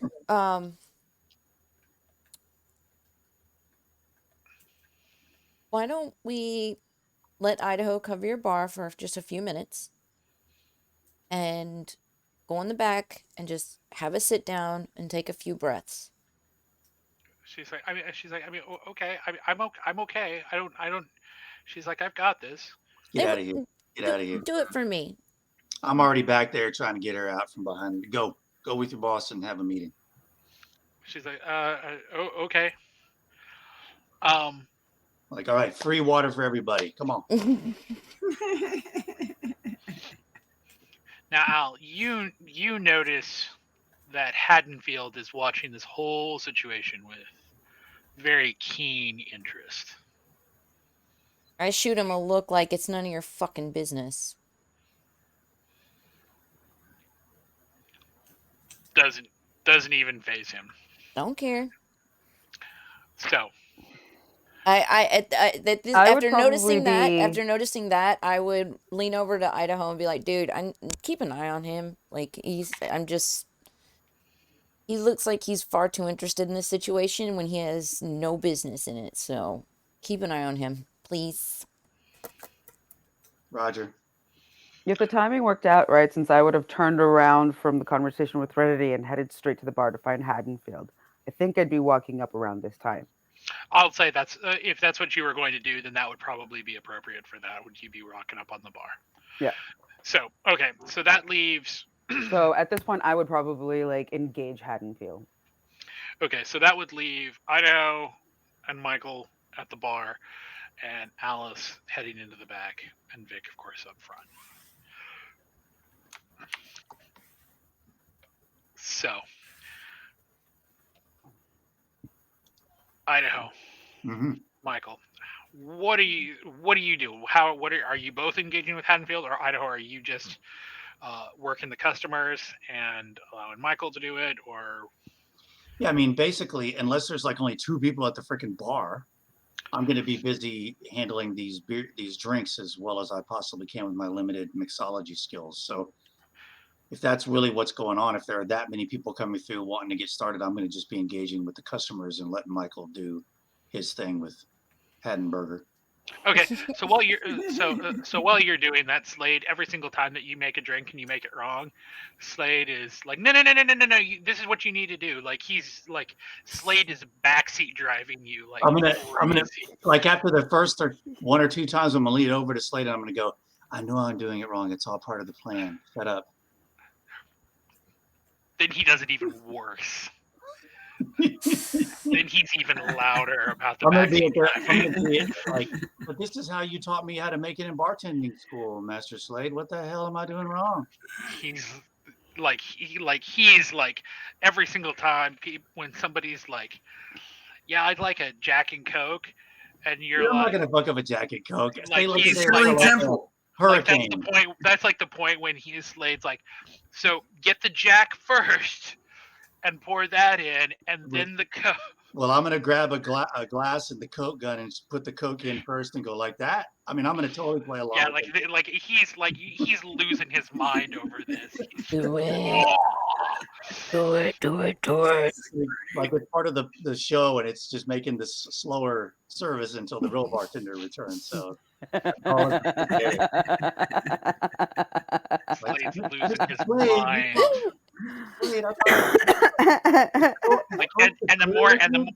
And the more like the more that you fuck it up, the more like animated he's getting, which is causing like every single time, and like he's being real animated, which means all of his chains are going everywhere. And he's like a disco ball, like lights just reflecting off like of that. every Dude, you're missing out on so many sales right now. You should be. When somebody orders like a Jack and Coke, I look at Slade and I say, "So, how much rum is in that?"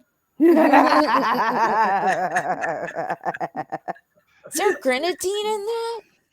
Totally mess with them. Grenadine? What the heck is that? People downstairs are starting to hear someone scream.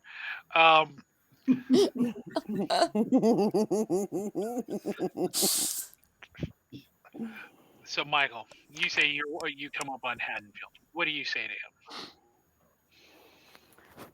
How are you faring this evening?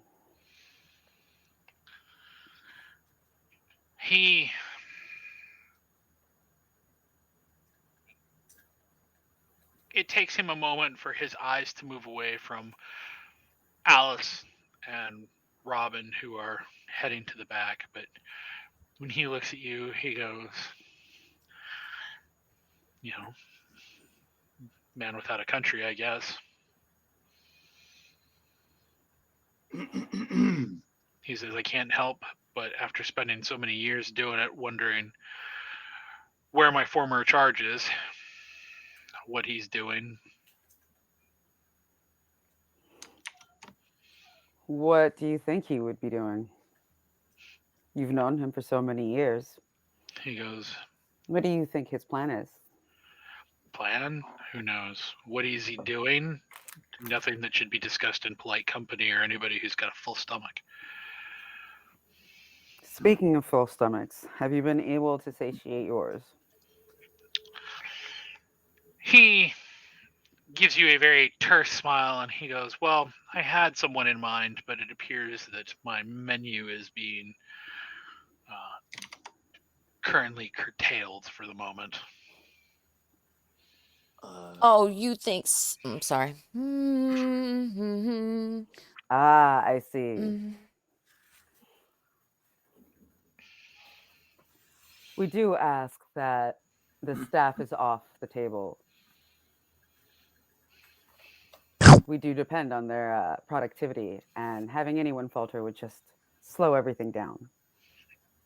He nods and says, "I will certainly keep that in mind, as I am not going to break the rules of the household I'm in."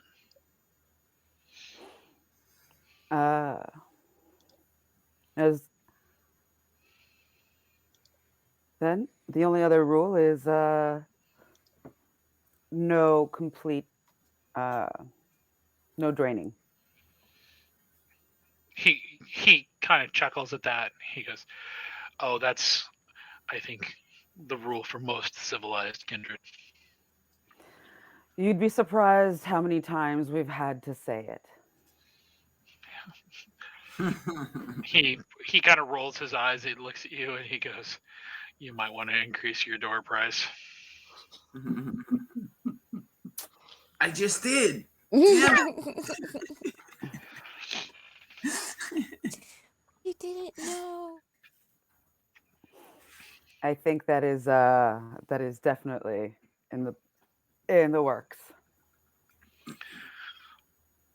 So, Al, you take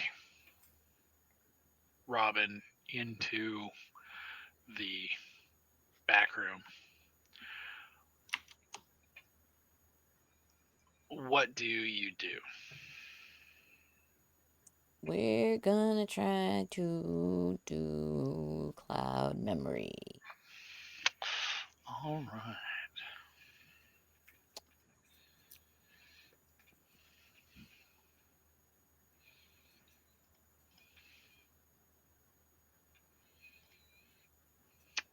So your charisma and your dominate. So I don't need to rouse yet.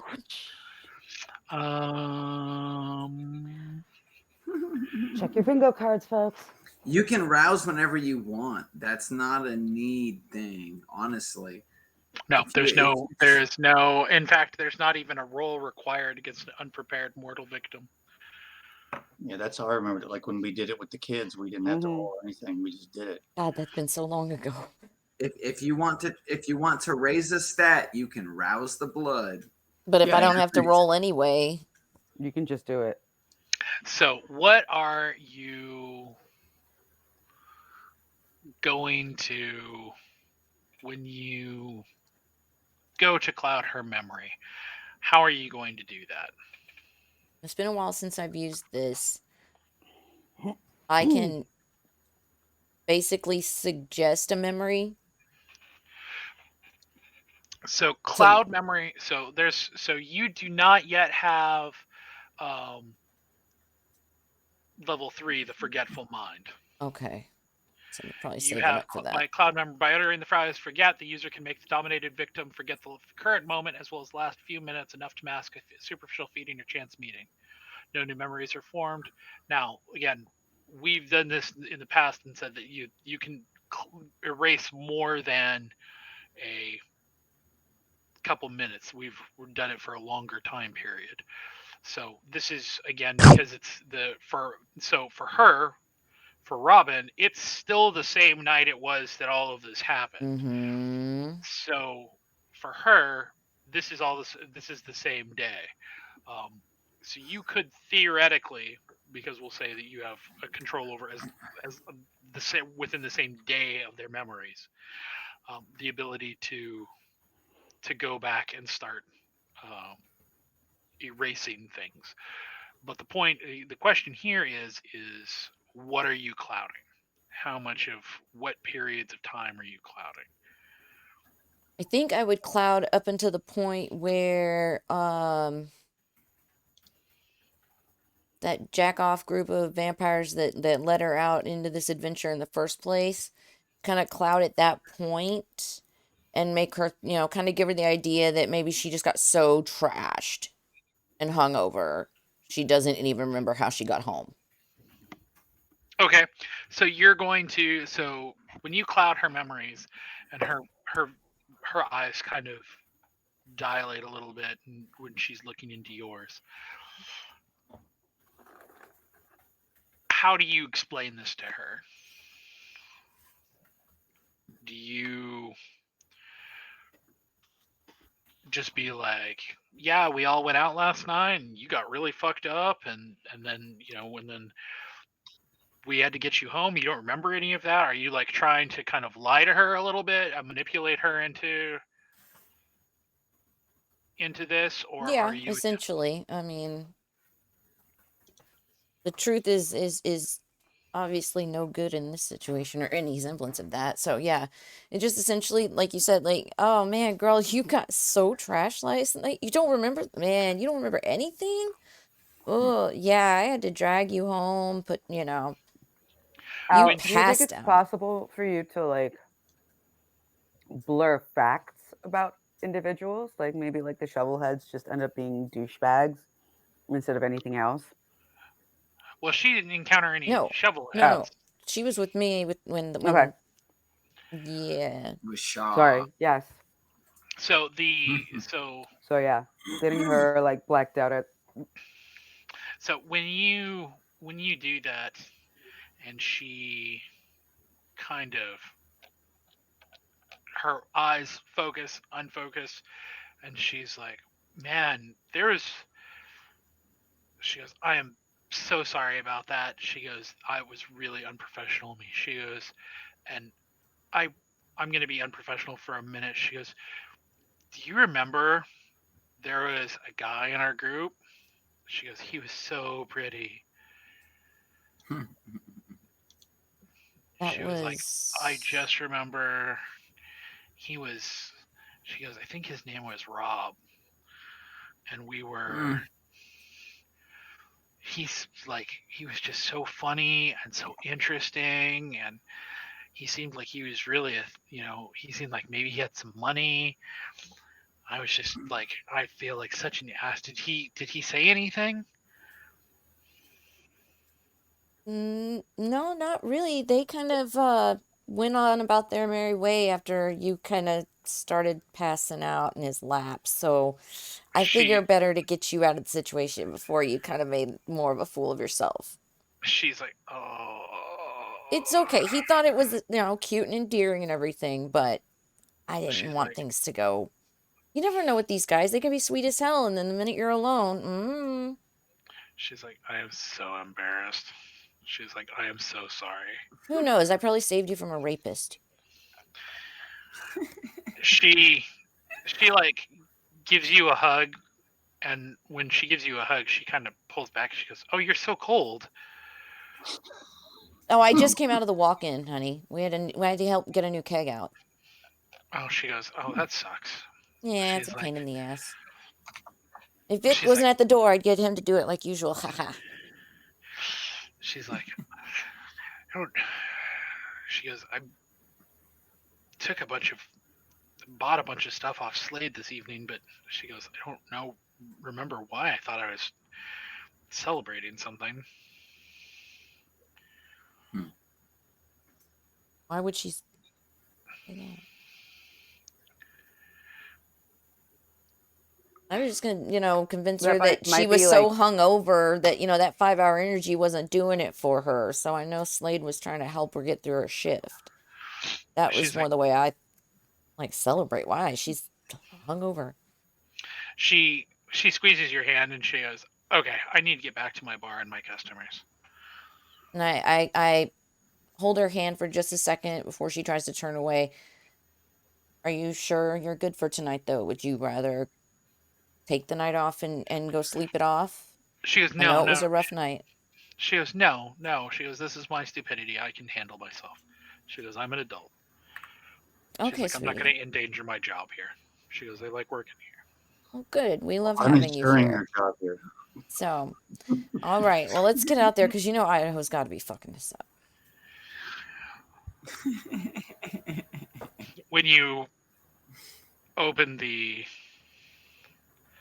door from the walk-in, you hear Slade yelling at Idaho, "No, you do not put scotch in a Long Island iced tea. What the fuck is wrong with you?"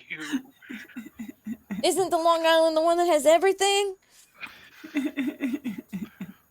Like you said that about a hurricane. When does Scotch get some love? Come on, man. When you guys come out and Robin hears that, she's like, "Oh my fucking god, get out from my bar."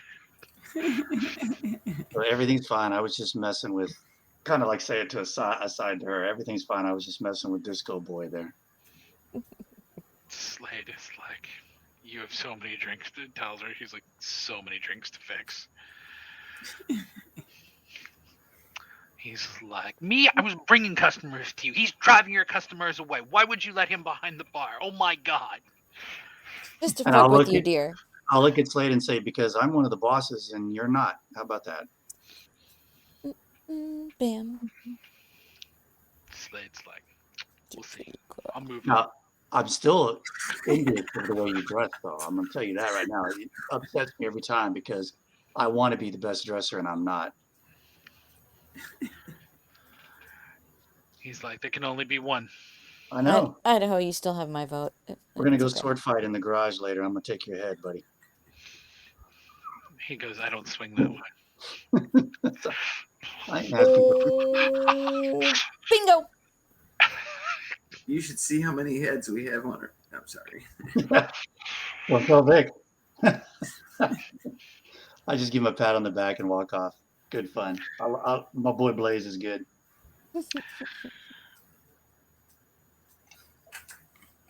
Idaho, do you just start calling him Blaze now? Like, even though his name is Slade. Like, you put your hand on his shoulder and you're like, "All right, Blaze, I'll talk to you later." That would be pretty funny. At that point, he like rolls his eyes and heads downstairs. I don't call him Blaze. I call him Slade. But I do like Slade. I think he's a cool dude. So,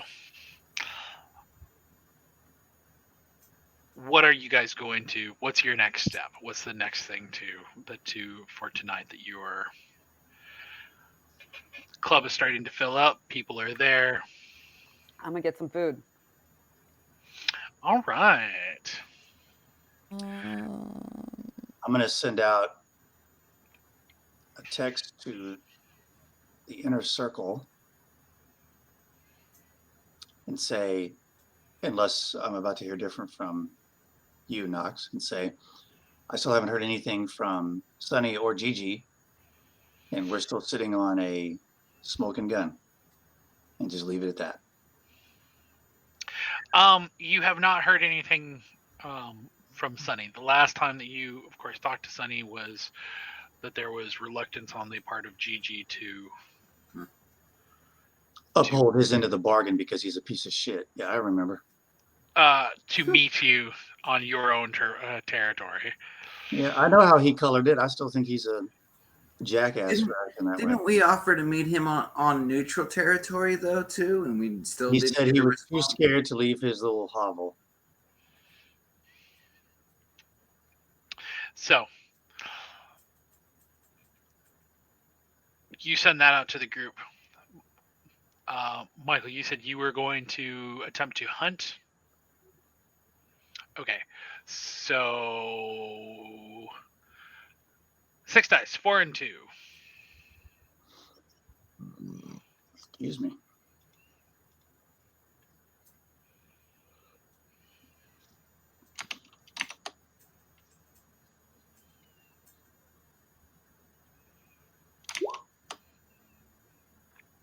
So, while you are at the bar, a very classically handsome man walks up. You think he's maybe in his 20s, maybe early 30s. He is perfectly shaved, wearing a suit. Maybe he's a day trader, maybe he's corporate something or other, but he looks like he could be John Hamm's little brother. That statuesque figure, those kind of broad shoulders. So, well, he's ordering a drink from Robin, and he turns to you and kind of snaps his fingers and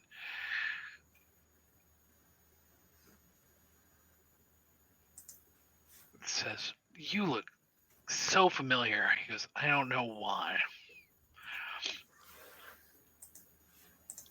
And it's fairly obvious that he's attempting to pick you up. So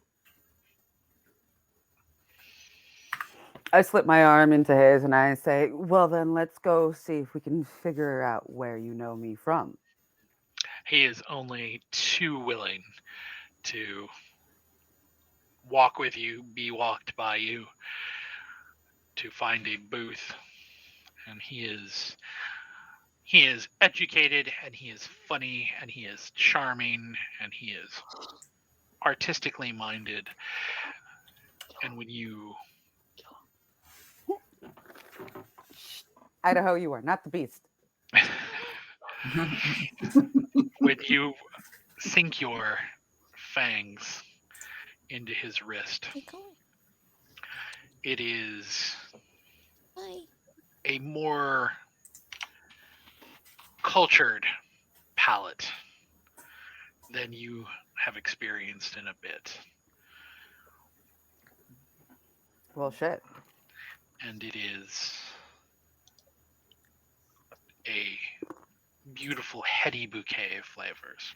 So, Mr. Starwell, how deeply are you going to drink? My hunger's at a 2? Yep. I'm going to reduce to a 1. Okay.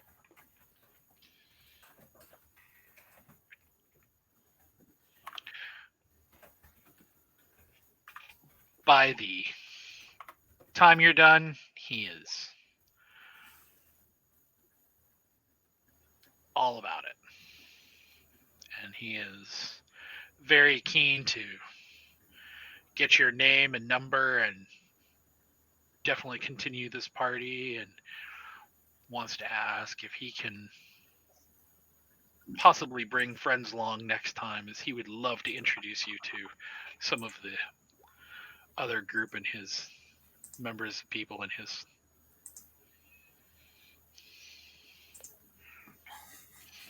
Polycue?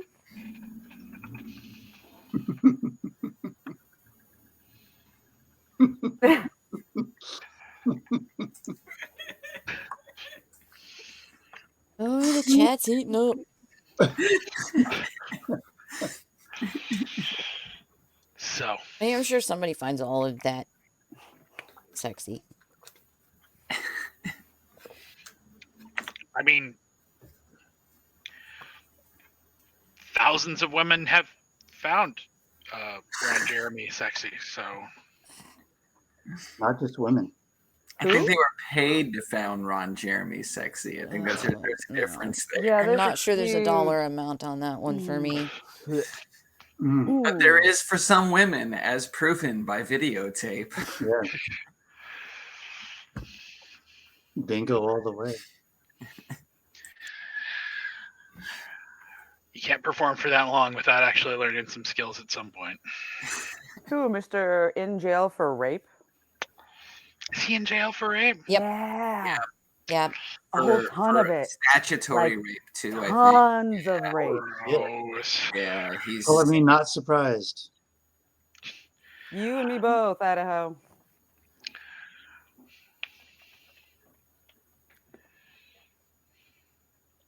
Okay, so you eat it. Who else needs to eat it?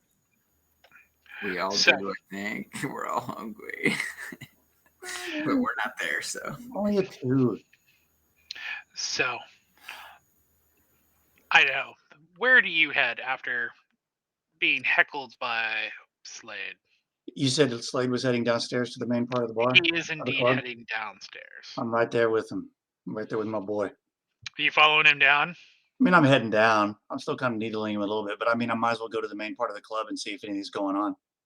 So when you get downstairs, the club is bumping.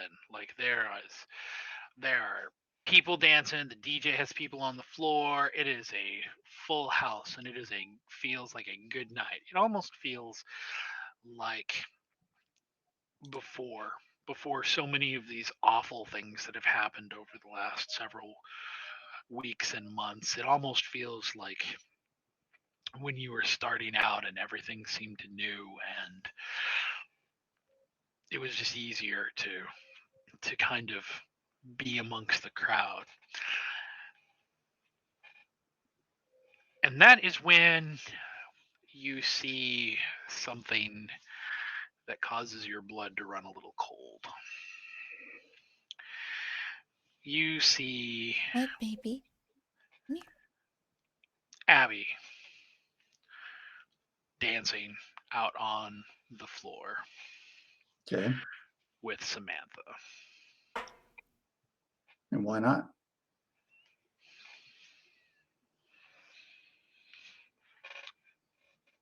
Baby So, and mama drama. what are you going to do? I mean, I'll go over there and dance with them. So you're going to turn this into a love meat sandwich? On the dance floor, at least. When you come up, Abby throws her arms around you and gives you a big hug. And she's like, oh my God, I was hoping I would see you here.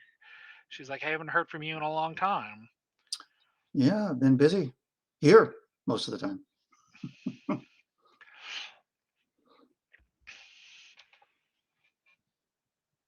Samantha gives kind of a knowing smile and looks at Abby, and she goes,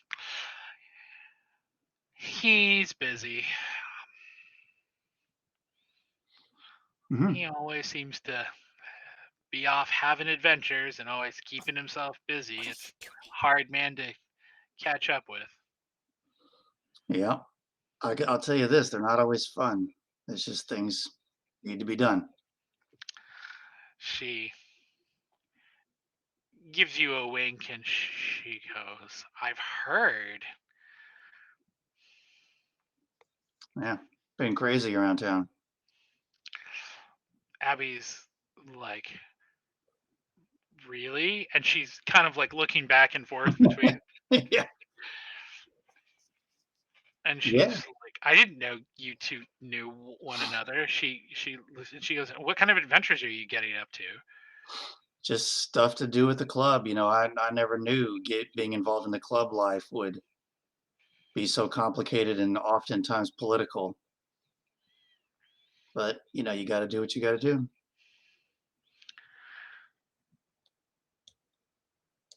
Samantha kind of gives a big shrug and says, yeah, well, that's why I'm all about saying fuck politics. She looks at Samantha or Abby and is like, fuck politics, right? Which causes them to go into a back and forth fuck politics chant, which starts to spread around the people who are nearby. Cool. I'm all about it. Let's do it. Fuck politics. Let's do the fuck politics dance. So, so are you just going to continue to dance and hang out? My intention is to make sure that Samantha doesn't try to sink her teeth into Abby. That's it. Okay, so you're basically sticking around them to. Yeah, just kind of going with the flow. Just making sure that Samantha doesn't try to eat Abby. That's it. Got it. Otherwise, it's not. I mean, I'm not going to interfere.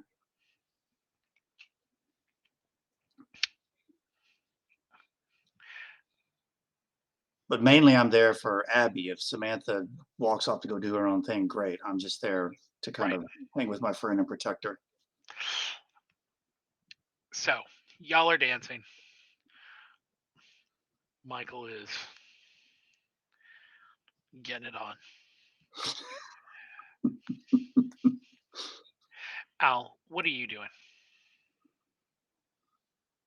I think after making sure that Robin was okay, I would be back on the hunt for more information about this woman, whether she be an apparition or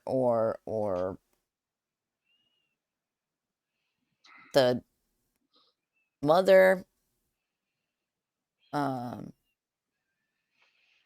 So I'm guessing I would, try to figure out what contacts we have that might know more about the mystical and I guess kind of historical. And I hate to say it because I was kidding earlier, but Noel would have probably been a perfect source for this. I know. That's why I'm wondering if we have, like I said, like any other contacts that might.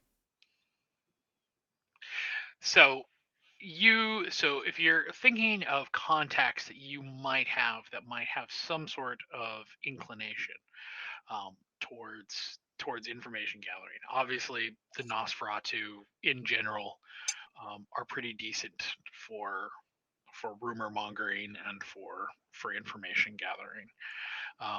And as you know from Idaho's text earlier, you already have a reasonably decent reason to get in touch with, at the very least, Sunny, to discuss other political events that are going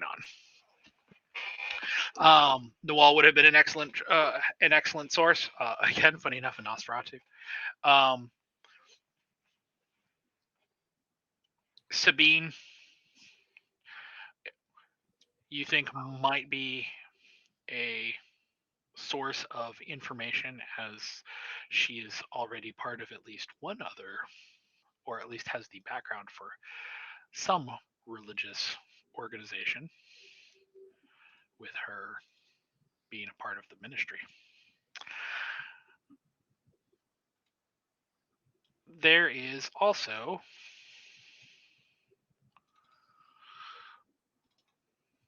let's go down the list. I hate the meta, but I would have been there. Did you ask the Tremere? The Tremere might be an option. Because I'd brought up that I'd run into her in the sewer, and I had no recollection of who she was. But then all this weird shit happened. To be fair, if I had finished drinking, I would probably go to talk to everybody about that. To be like, hey, let's keep this part under wraps, or we might be infested by zealots. Other people who might be knowledgeable, though you might be less interested, shall we say, in pursuing some of their answers.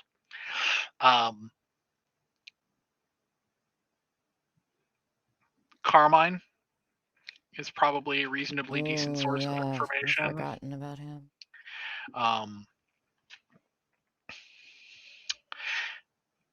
If you could find him,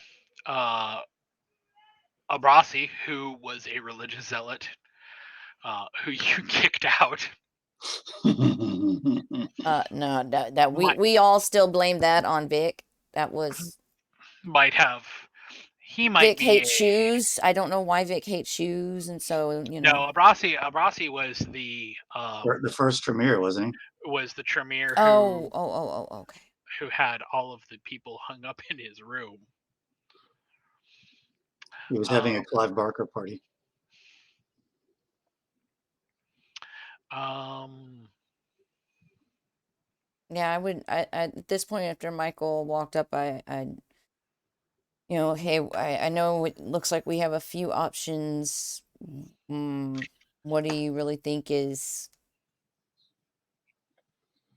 going to get us the most information for the least trade? Because we know we're gonna owe somebody somewhere. I mean, does anybody owe us? That would be a good place to start. Can I remember of anybody who owes us something like this? Like a minor boon? If you were going to call in a boon for this, like a minor one. Do I have a minor one from anybody?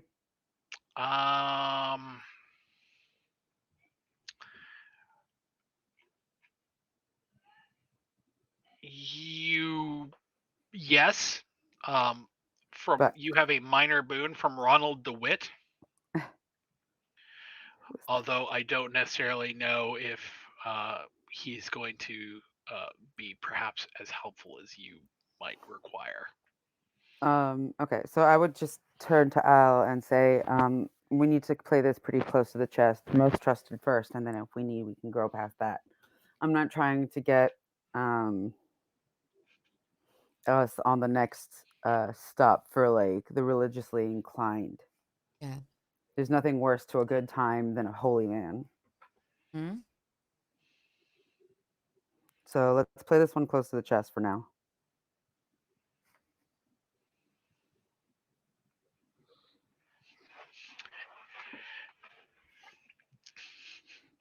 Have you seen Haddonfield?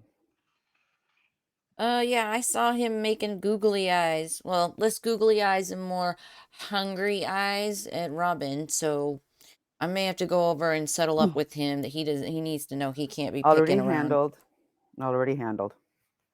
Thank you very much. One less thing on my plate. You better fucking listen to. All right. So who do we trust that would be the greatest asset in getting information about my lady of the night? What are you thinking, Michael? I think it might be time to bring Noel out at Torpor if we can. I thought, had we not at least started that process before? No? Okay. I didn't know if we'd gotten onto the healing and all that.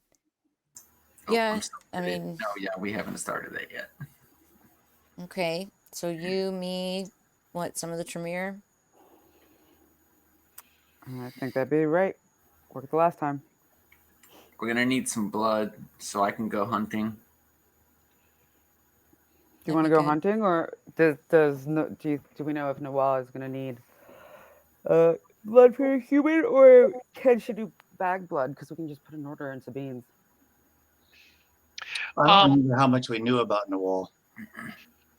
So you know, I would say, you would have heard either from rumors or from conversations that she doesn't or did not even indulge in human blood. Yeah, but so she's like a vegetarian, right? Yeah, We might need Idaho to call some rats. Oh yeah, I could easily do that, but I mean, just so let's imagine we're kind of having this discussion. Okay. Which I guess we kind of are, right? Because we're trying to think of what's the quickest way to get her out of her predicament. Mm-hmm. And someone says, "Oh yeah, remember she only drinks blood from animals or whatever." I'd say, now, is that kind of thing a choice, or is that something that she's like she has to have animal blood and only animal blood? So I need to go back to. Well, I mean, it's got to be a choice. I'm just trying to role play. This might actually, in this particular case, no, this is actually this is a little bit of metagaming, but in this case, this is a flaw. Okay. So would the older vampires know there is such a flaw where some vampires have to only eat animal blood? It would be something that you could say. It's not so much that it would be perceived as a flaw, as so much as kind of a point of ridicule. That there are some kindred who are so desperate to cling to their humanity that they won't even. That just the thought of human blood at all, even bagged blood, is abhorrent to them. Would this be a good time to reach out to our farmer complex? Like, if she only drinks animal blood. I have animalism. Let's not bother those people. They don't like bothered. Let's see if we can get I mean, honestly, like, what time is it now? But I still have a question about this. Okay, we're talking about somebody who has a flaw that they only drink animal blood. Correct. We're also talking about someone who is in pieces and has no jaw, so they're not in any position to refuse anything we give them. Would human blood just not work? So this is so. I will read you the flaw. Flaw: farmer, you feed only on animal blood. You have to spend 2 points of willpower to drink any human blood. Great. So this is a case where you could probably theoretically, force it if you needed to. Obviously, with no arms and only one leg, it's not like she's going to be able to stop you. On the flip side of that, She might have a huge allergic reaction or something. I wouldn't say that's a huge allergic reaction, but that's probably also conceivably at least a consent violation, if not an issue where she's going to be really unhappy when she wakes up. Maybe we should stop bringing people back from the dead if they're going to be unhappy that we did them a huge, gigantic fucking favor. I'm starting to agree with you. They're gonna be unhappy when they wake up. Just I mean, be it'd be like if I was sorry, in I woke I you was up. in a car wreck and I got a blood transfusion and I was like, you didn't get my consent. I mean, this is not like we're sitting at the dinner table. But okay, I was just kind of curious, more like if it was like some, and again, now I'm getting meta, but like some Ventru cannot eat from rats or animals. They have to eat from humans. If they eat from rats, they like regurgitate it. So I was just kind of curious if that was kind of the same situation, but in reverse with her. This is so. I would say that this qualifies as this is actually was something that was part of character creation. Again, this is all meta. But I would also go so far as to say that this is funny enough that you should say this, because this is the last line of this particular flaw literally says Venture cannot take this flaw. Huh, interesting. So I will say, yeah, I mean, I've got all this training that I did in animalism. So, I mean, I'm sure I could get something in here that we could get this process started. I think more than rats, we might need like some stray dogs or cats. I mean, they're not much bigger, but I mean, I'd go to the zoo and get an elephant. What do you want? Let's do it. We're gonna bring her Something back. that doesn't capture you on camera. that sounds and like a gives us heist away. for Thursday.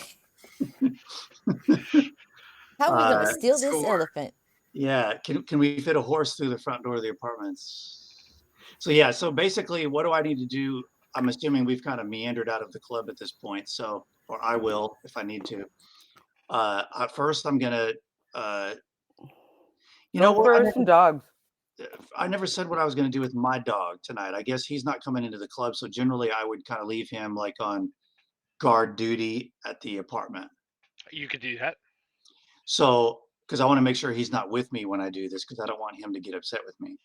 So, I'm going to go out, and what do I need to do to like see if I can find if there's any like decent sized stray dogs in the vicinity? So okay, so here are, and this is meta, but it's also something that most kindred would probably either know or learn or pick up information. So animal size is almost always as a corollary to how much, because animal blood slakes less thirst than human blood. So as a result, where like rats are like the fruit gushers of the kindred world, the larger, so like a cat, a dog, those are still not really great, particularly because in order to actually get anything out of them, you basically have to drain them completely dry. Even big dogs are not as like a big dog, like a Great Dane, is probably only good enough to get like maybe a dot from a high enough humanity vampire. They're generally speaking considered very, very stopgap. Go steal a cow from a slaughterhouse. So usually that's what I was about to say. We need bigger livestock. Well, and that's kind of where I was going, is usually when kindred tend to live this kind of life, they live as farmers, like the people up north did, where they actually had cattle there and available to them, so that they had a big enough animal to literally drain a huge amount of blood that it wasn't going to kill them, but they could actually still sate their thirst off of them. Well, so horses, cows. I mean, if you really wanted to go that route, breaking into a zoo is an absolute option. Although there are risks associated with that. Yeah, I was just hoping I could finally use my freaking high-ass animalism that I spent so much XP investing in. Well, if we can go to a cow field, and have you use your animalism out there. Also, just get all the cows to come. Question: how fresh does the blood from the animal have to be? Like, would it be okay if we went and got her like pig blood or blood from an abattoir? So generally speaking, it needs to be all blood needs to be pretty fresh. Okay, never mind. On the flip side of that, however, bagged blood, again, meta discussions, but it's things you guys would probably know or have picked up from being kindred for long enough. Bagged blood that's recently still been pulled out of an animal is probably just as good as bagged blood that's recently been pulled out of a human. So going and getting from a pig, from a horse, from a cow, an ostrich. I hate to reiterate, but that farmer complex might be a good place to reach out to. No, we're going to the Also, who was what's it called? No, wait. We're going to the horse place in Philly. There's an urban stable. Actually, I was going to say who went and found Noel's body. I don't remember who was there. I was there. Actually, me, Michael, and Al were there with Harvey.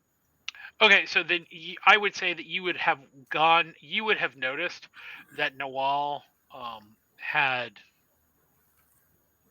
a lot of like flyers from racetracks. That's what I was wondering. How was she getting her blood? She had to have a way that she was doing it. Flyers from horse racing tracks, flyers from horse stables. Philadelphia has actually a surprising number for a town that you don't think of when you think of horses. Has a surprising number of places to stable horses, to train horses. Well, let's just get some garbage bags and go where there are horses. Okay, there is one in our area actually. Come on. Oh, nope, the other way. The other way. Okay.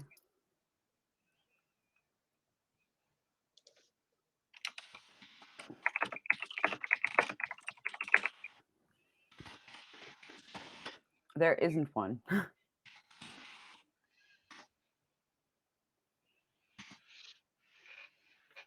The closest one is Pelcher's Stables, Horse and Pet Supplies, and it's on the edge of the park.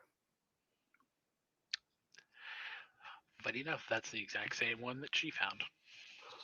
Hey. Do they keep horses there? Yep. Well, let's go. Or I'll go, or whatever. So I was gonna say, so who is going? And Does somebody have like a really, really big Ziploc bag? Let me check my stats. Like a novelty-sized Ziploc bag? Come on. It's been a I while. actually have I 3 in Animal Kin.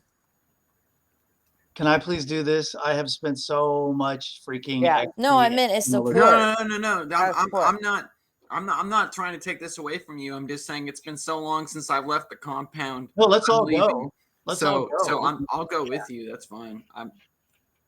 Yeah, let's all. I'm not saying that you guys shouldn't go. Let's all go. But when it comes to the Animal Kin stuff, I mean, I've got 3 in Animal Kin, but I've also got 5 in freaking animalism. So is everybody, all 4 of you? Are you all for heading out? Sure. I honestly think that me and Alice should stay behind, especially to like make sure that no like lines are crossed. Either me and Vic or me and Alice. Oh, I'll stay I behind. just thought of something. Mm-hmm. Before I head out, I'm going to go say goodbye to Abby and tell her that I have unexpected club business to tend to, and then I'm going to go to our. Wait, what is Al and Michael both staying? I think it's just me and you. Okay, I'm going to go to both of them, and I'm going to point Abby out And I'm going to say, you see that girl right there? Do vampires actually use the term touchstone, or is that just a game thing? I haven't seen either way, so She's very special to me. Yeah. So however I need to convey that, I'm going to say she is a touchstone of mine. Her continued breathing and health is extremely important. Okay. And Samantha was dancing with her earlier. I would like to make sure that nobody does anything harmful to her, please. okay. So you're informing. Yeah, Michael and Al, basically, that girl is extremely important to me. If something bad happens to her, it's going to be bad for me. You guys understand, because we all have touchstones, and please make sure Samantha doesn't snack on her or anybody else. Okay. So you two, so just to clarify, so Idaho and Vic, you guys are heading out to go get some horse blood. Let's do it. Horse, yes, horse blood.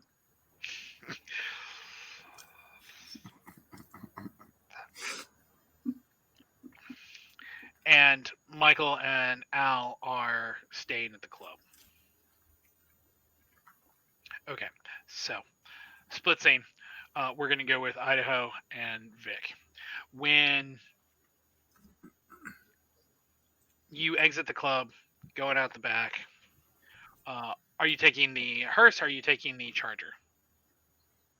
I guess we'll take the hearse. Okay.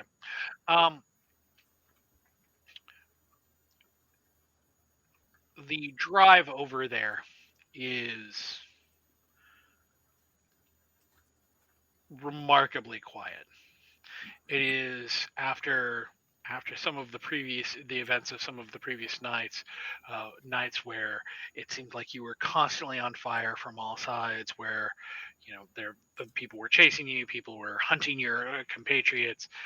A night where it doesn't feel like that, where it just feels like you're getting in a car and going someplace without feels in its own way kind of remarkable.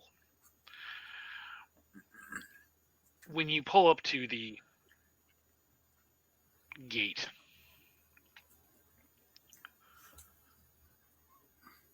there is an old groundskeeper who is lurking about.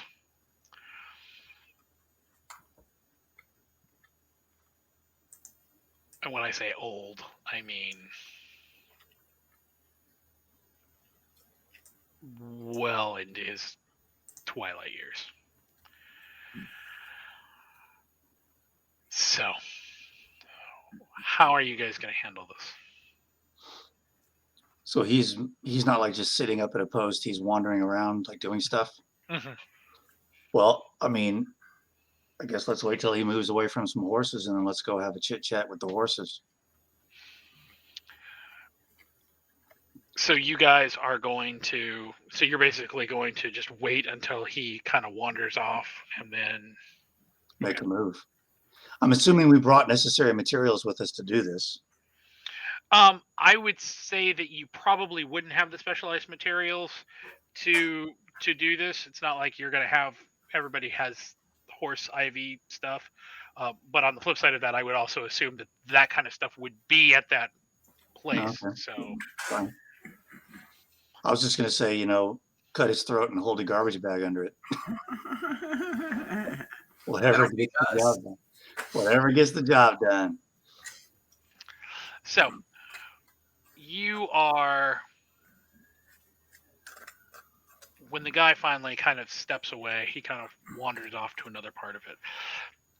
There are a bunch of horses in individual stables in an area that is pretty easy for a kindred to kind of hop the fence and get into. So how are you going to, Idaho, how are you going to do this or command this? I mean, basically the idea, because I can't command them to do something that's contrary to their mortality, I assume. I think that was one of the rules. Mhm. Like I can't command a dog to jump into a fire. Right. I was thinking more that I was going to try to use it to either make sure they stay calm or put them to sleep or something like that. So are you? So here's a question: Are you attempting to? Are you attempting to basically try to calm them down while you cut their throat and then try to drain all of one horse, or are you attempting to basically go from horse to horse to horse to horse, taking as much as you think you can? Yeah, and we've got. You said there were some items there, so we've got like IVs and stuff, right? Mm-hmm. So I realize we're not pros, but I imagine that's a little less alarming to a horse than just taking a knife to it. Yeah, and I would also say, given your high amount, your animal can, and your skill in animalism, you would be able to communicate with these creatures to the point of being like,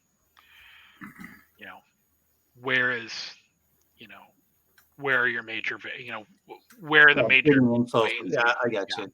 So mainly my thing was just I was thinking that I was either going to try to distract them or keep them calm so we could do this without a ruckus, or if need be, try to put them to sleep. But I mean, as long as things are cool, like it looks like we're going to be left unbothered by the caretaker, I don't see any reason to drain a horse and kill it. I'd rather go from horse to horse unless that's going to be needlessly risky and complicated. Again, there's only the one elderly caretaker, and he's kind of off doing his own thing, so you've got a fair amount of time. Yeah, so let's just kind of get some bags from several horses so as not to leave any one horse in really too bad of a shape and just move on. Okay, so while Idaho is doing this, Vic, what are you doing? Standing guard, making sure that no one else shows up, making sure he's doing his job, quietly and is able to complete his job without any interruption. Okay, so you guys, so you guys are basically Idaho. You're basically the thief, and he's the lookout. Yeah. Okay. Back at the club, Michael, Alice, what are you guys doing? I'm probably just checking on the bars, making sure if anybody needs, a helping hand. All the while, keeping an eye on his Abby.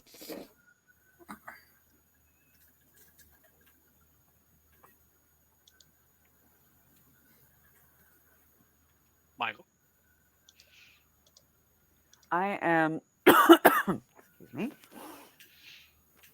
So I check over to see what Haddonfield is doing. So, okay. Haddonfield, when you go back up to see Haddonfield, he basically hasn't moved. He's still being, keeping very keen eyes on Robin, still being the very, very, kind of dutiful customer as it was, and, tipping well and whatnot. But he also hasn't moved. Like, he's not being, certainly not being any more overt or exercising any influence over Robin that you can see. He seems to kind of have just posted up there. I would like to approach him and ask my friend, have you eaten tonight? He looks at you and is kind of like, not really sure what I'm looking for now. He's like, figured maybe I'd go out a little bit later. He's like, discerning tastes are what they are. I'm sure you understand. I do. But please do tell me what do you like? He smiles a very toothy smile at you, and he goes, it's not so much the type as the feeling. He's like, I know it makes me a little bit of a connoisseur, shall we say, but A creep, shall we say? fear tends to make the blood sing so much more. Mm-hmm. Mm-hmm. Oh, well then.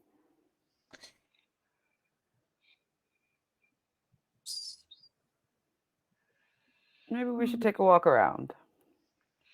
He goes, I would quite like that.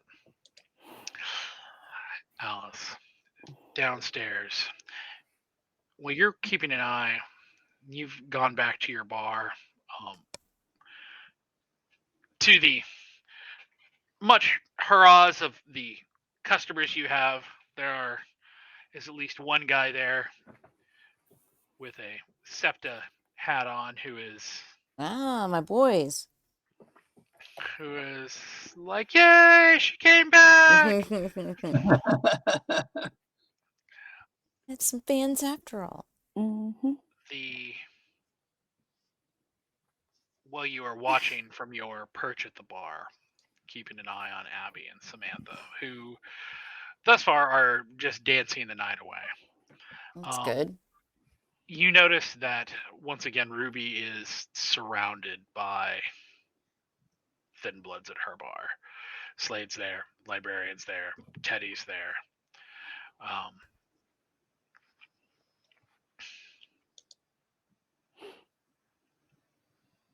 And they're all talking very excitedly, and Ruby's just kind of like nodding and smiling.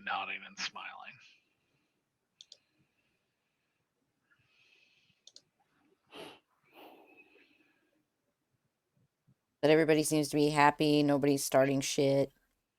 No, nobody's starting shit. But Ruby definitely seems to be agreeing to something. Yeah, like I'm getting kind of concerned that they are talking her into things or beliefs or certain organizations. Yeah. Before I turned to my SEPTA guys and I'm like, hey, definitely want to chat with you guys and catch up. But real quick, I gotta go sidebar with my other bartender. So the guy goes, hey, we found some new art. Ooh, photos? He pops open a photo, pops open his phone and holds it up. And it's the lighthouse with the woman standing on the top. And that. But the river that is flowing beneath it is not the dark river that you remember. The river in this painting is blood red. And while in your dream, there were a variety of animals that were floating in it or on the shore. In this painting, there are human skeletons that are floating down the river. Wow, this is really interesting. You think you could text this to me? So the guy goes, I will absolutely text it to you. Thank you. I know. Oh, I send them all a couple of beers. Keep them happy. With scotch in it. Slade screams. I was like, that's a Boilermaker, right? Slade's like, I'm gonna throw you in a fucking boiler.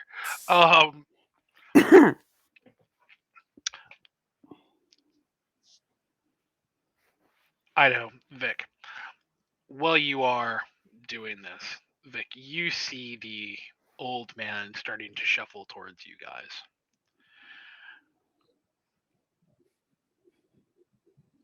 What do you do? First, you take yourself off mute. Okay, sorry. Which old man was this? Sorry. The caretaker guy. The caretaker. Oh, okay. He's coming back. Mm-hmm. Rip his head off. Sounds like a good chance to use my new ability, Daunt. Ooh. He's so Scare the old guy. proud. You better succeed, or I'm gonna be like, Vic done lost it. So, how are you going to do this? Just trying to get him out of the. Just trying to scare him out, basically. Nothing too intimidating, but just him seeing a big man that in there. I'm not trying to show my vampire presence, not trying to break the masquerade, but maybe just using my big self and using my daunt ability will make him turn around and go away. So, using Daunt, making yourself incredibly intimidating, doesn't seem to phase this little old man. He still continues making a beeline for God you. damn it. What the hell? He's blind. Or maybe is he a vampire? He doesn't smell like a vampire. It doesn't smell. Nothing. How did he just not? What is he just? Oh my God, are you serious? There wasn't even a roll. It was just like, it doesn't work. Thumbs up. So Does it look like he sees me at all?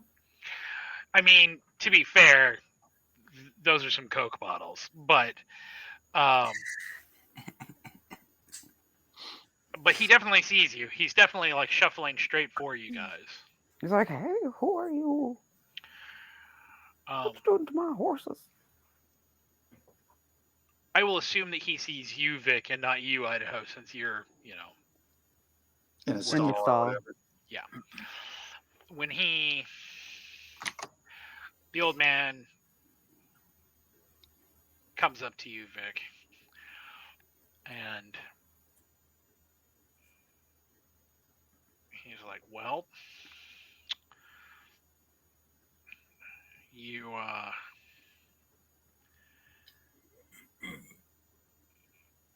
not supposed to be here. This is someone else's domain.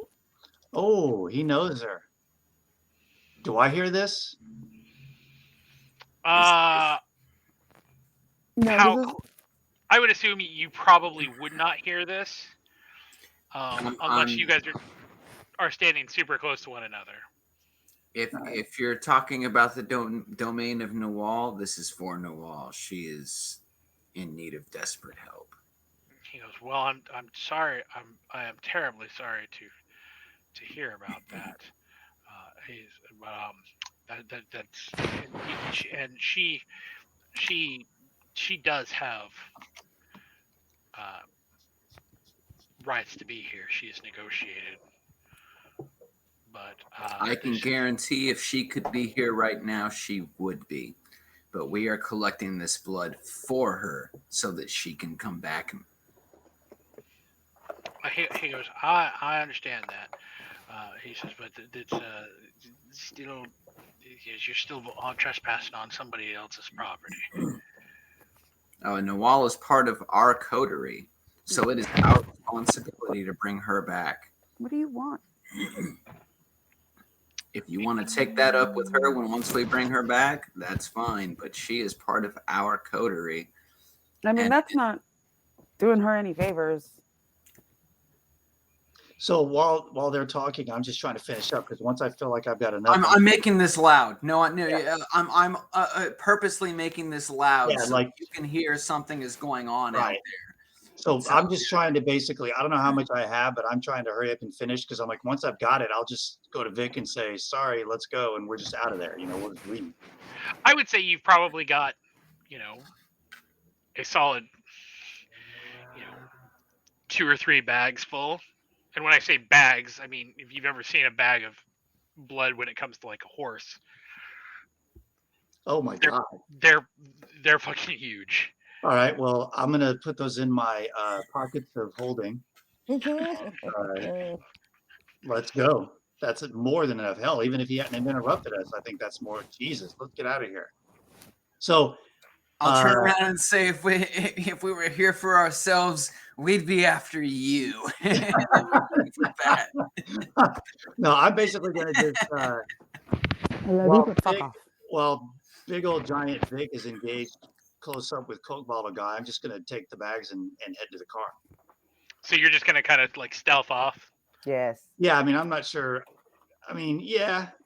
Basically, I'm just trying to leave, just walk away. And then when I got to the car, I was going to like signal to Vic or something, but I'm going to just go to the car. You could text me. It's whatever. Okay, so are you being stealthy or are you just leaving? I mean, let's say I'm being stealthy. I'm trying to basically just get out of there without, I'm not like worried about the old guy, but let's just not cause any more trouble than necessary. Okay, so roll your dex and stealth. At 4. Maybe I want to rouse the blood. You could. The session's almost. What the hell? No, I can always roll. Night, but you don't know how long this night's gonna go. Trust me, from experience. Right. Yeah, that's good. I'll take the 3. So yeah, so you, despite the fact that you were hauling giant fucking bags, I really had no idea they were that huge. Jesus. You managed to somehow sneak these out to your car. You know that if you get pulled over, there's going to be a lot more questions than you really know how to deal with. Gonna be I know how to deal with it.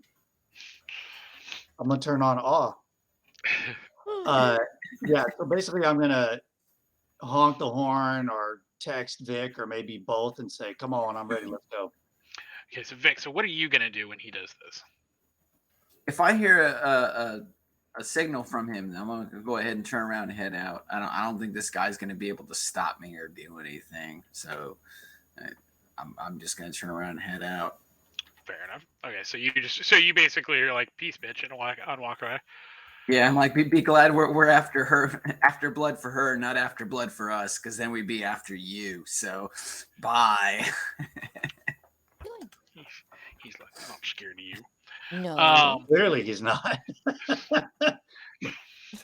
So, you guys are heading back to the club.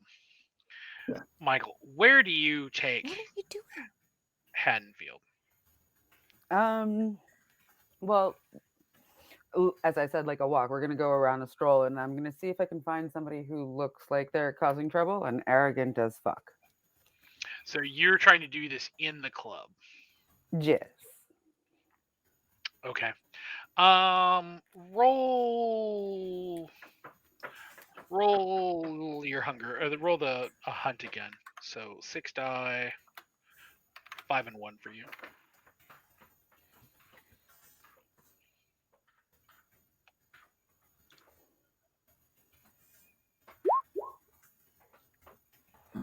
So you guys are walking through the club, and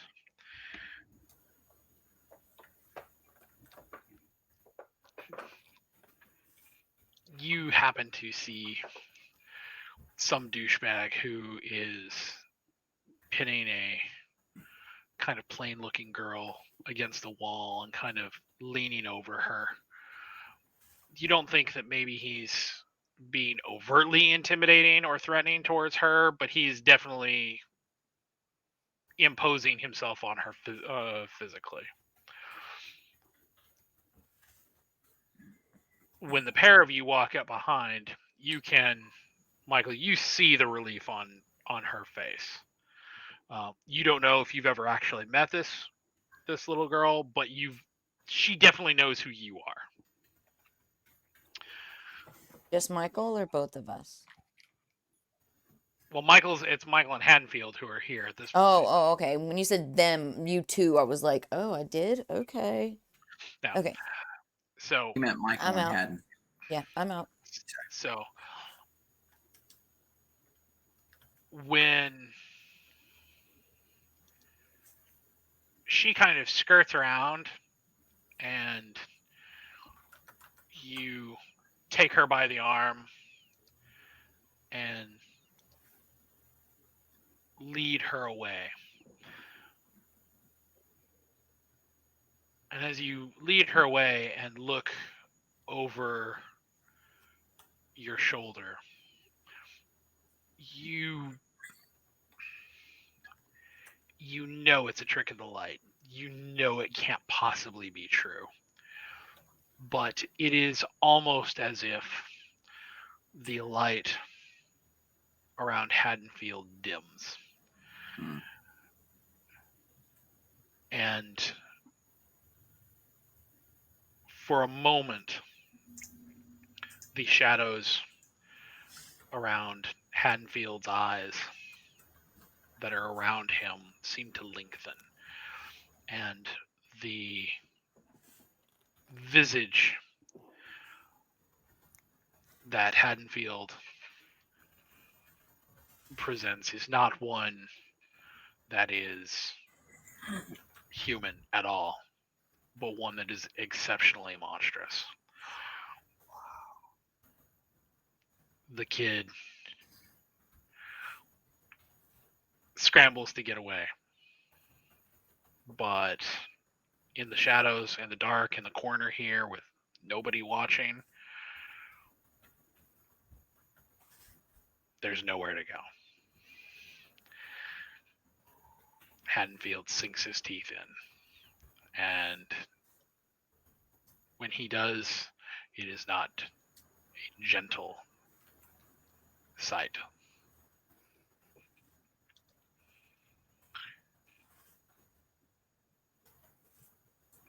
A few moments later,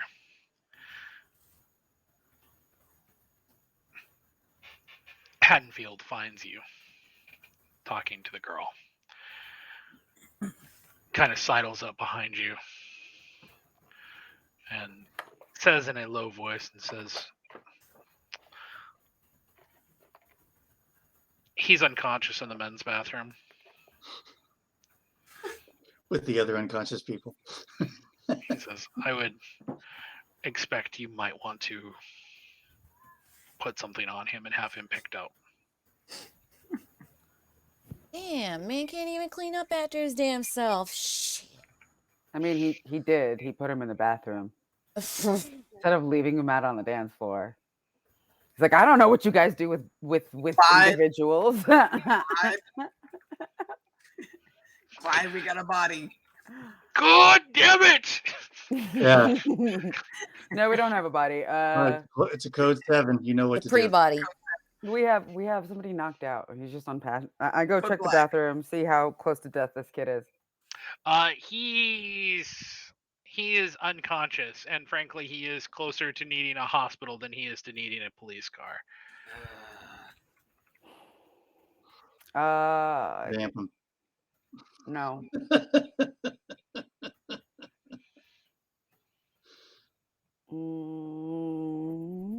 I call. We have blood transfusions in the. Do we have any more bags here? Not for humans. Not to mention the fact that without knowing this person's blood, Can we Unless just it's put him O in positive. a cab and tell the cab to take him to the hospital? Yeah. so you're just gonna put him in a cab and send him away. No, I'm What's gonna our put new him in a cab cab. ser- is our I'm gonna new give the cab cab. service up and running? Yeah, I'm gonna. Yeah, how is our cab service coming along? I don't know. You guys have been being hunted by Sabat the last couple of nights. It hasn't been a thing. We've forgotten. No, we no, we forgot did. about We that. did. Well, we left it with Moira We to mentioned it on handle. the last session. What about during the And day? There's plenty of time during the day to work on that. I mean, come on. Getting one in with the cab service is one of the things we left off on the last session. Moira texts you, Idaho, and says, "Why don't you get up and do it during the fucking day?" I can't. Does the kid look like there was a struggle? No, this kid doesn't look like he struggled in the least. shit. We put him in the back and say, look, we think this guy might be roofied. Maybe you should get him to the hospital. Yeah, I mean, Urgent care, as a something. nightclub, this probably isn't the first time something like that would have happened. Even Uber, shit, I don't know.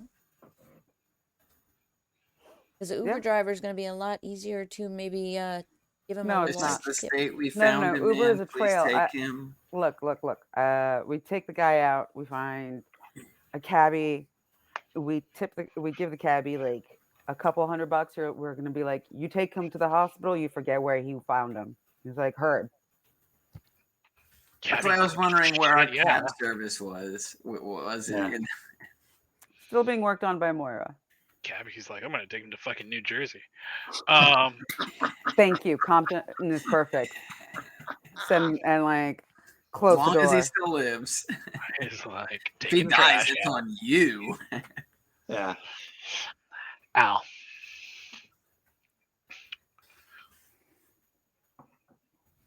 With that picture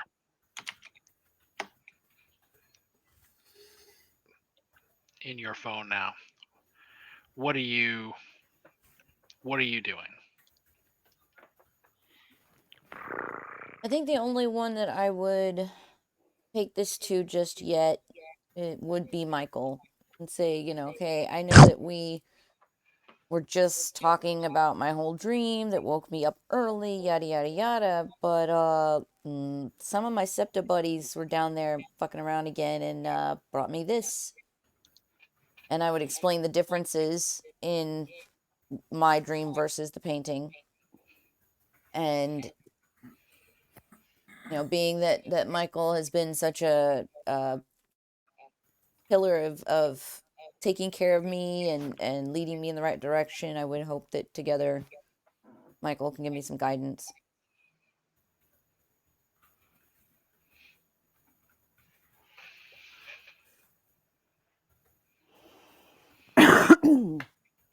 I see the picture, and I recognize the increasing possibility of like maybe a cult taking some steps. So be like, where's Ruby? Ruby is still hanging out with the other Thin Bloods.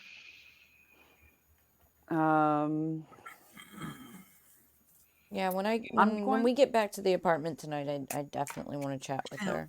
Okay, well then I'm going to kind of creep up, see if I can like listen in as much as I can. Okay. See so what they you are- are saying to her. So you are attempting to creep up on the group of Thin Bloods. Yes, sir. Okay. That's going to be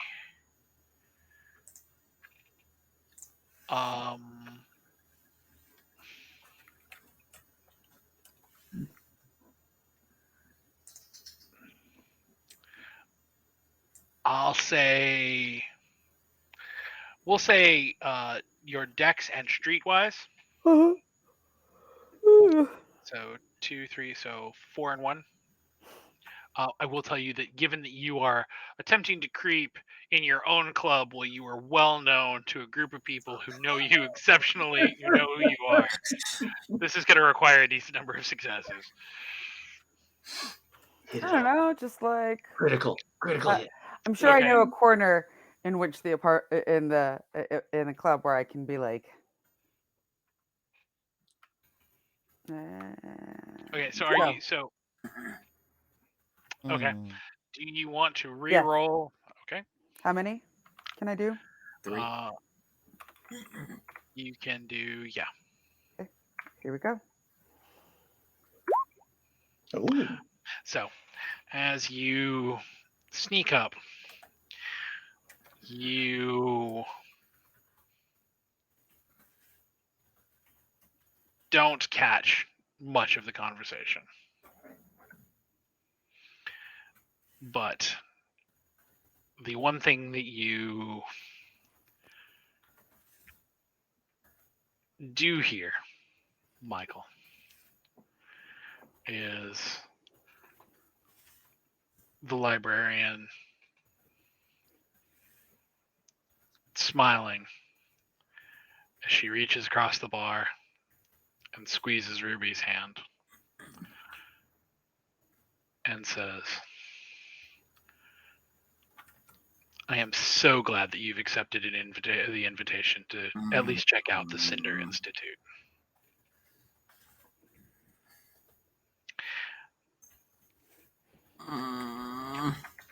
And that Mm.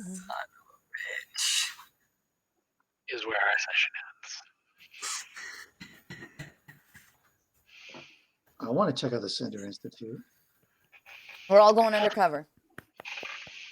Yeah, I'm a thin blood. Yeah. That's the only way to do it, man. We all got to go in undercover. So, Goodness. as we have said before, we will not be doing our normal Monday session for Vampire the Masquerade for this coming Monday. Mm. And we will not be doing our Blades in the Dark session for next Thursday. This Thursday we will, but not next week. And Oh, we 1 week are still looking for drop-in players. If you would like to play a role-playing game where you don't have to commit, you don't have to be there every week, just whenever you feel like it, let us know. Hit me up on my Discord. There's a TTRPG chat channel that you can reach me and Nox just about whenever. Anybody else have anything they want to plug? I was only going to mention the happy hour episode that we were going to be having coming up. There's no official date for it yet, but TBA. We are celebrating a year officially. A year of this campaign. Whole fucking year. More than a year. We've actually been going longer. True. We didn't do the math until today, and it was like, oh, my goodness. Our coterie is 1 year we're due old. for like a happy hour retrospective episode where we kind of like sit back and like, talk about, the past year or a little over a year, and then maybe answer some questions from you guys, so you see what questions you guys have, or, whatever you guys have to ask or add in, we'll try and fill that in. It'll be a much more interactive session than our normal sessions. Yeah, just kind of hanging out, chatting with you guys. Well, answer all your curiosities. See who won. Not all of them. You really don't want all of them stated. No, not all of all them. the But I do want to know who sure. won Kink Bingo. Everyone. We need to do. We all know. don't we all win? Maybe we need to start doing that over the next year. Just there are no losers. issuing links to Kink Bingo cards, and if someone can fill one out, You are We'll so send wrong you. on that one. We'll send you a prize. Well, I want to thank Nox, our storyteller, Skot, who plays Idaho, Zack plays Victor, Martha is Michael, and I'm your Alice.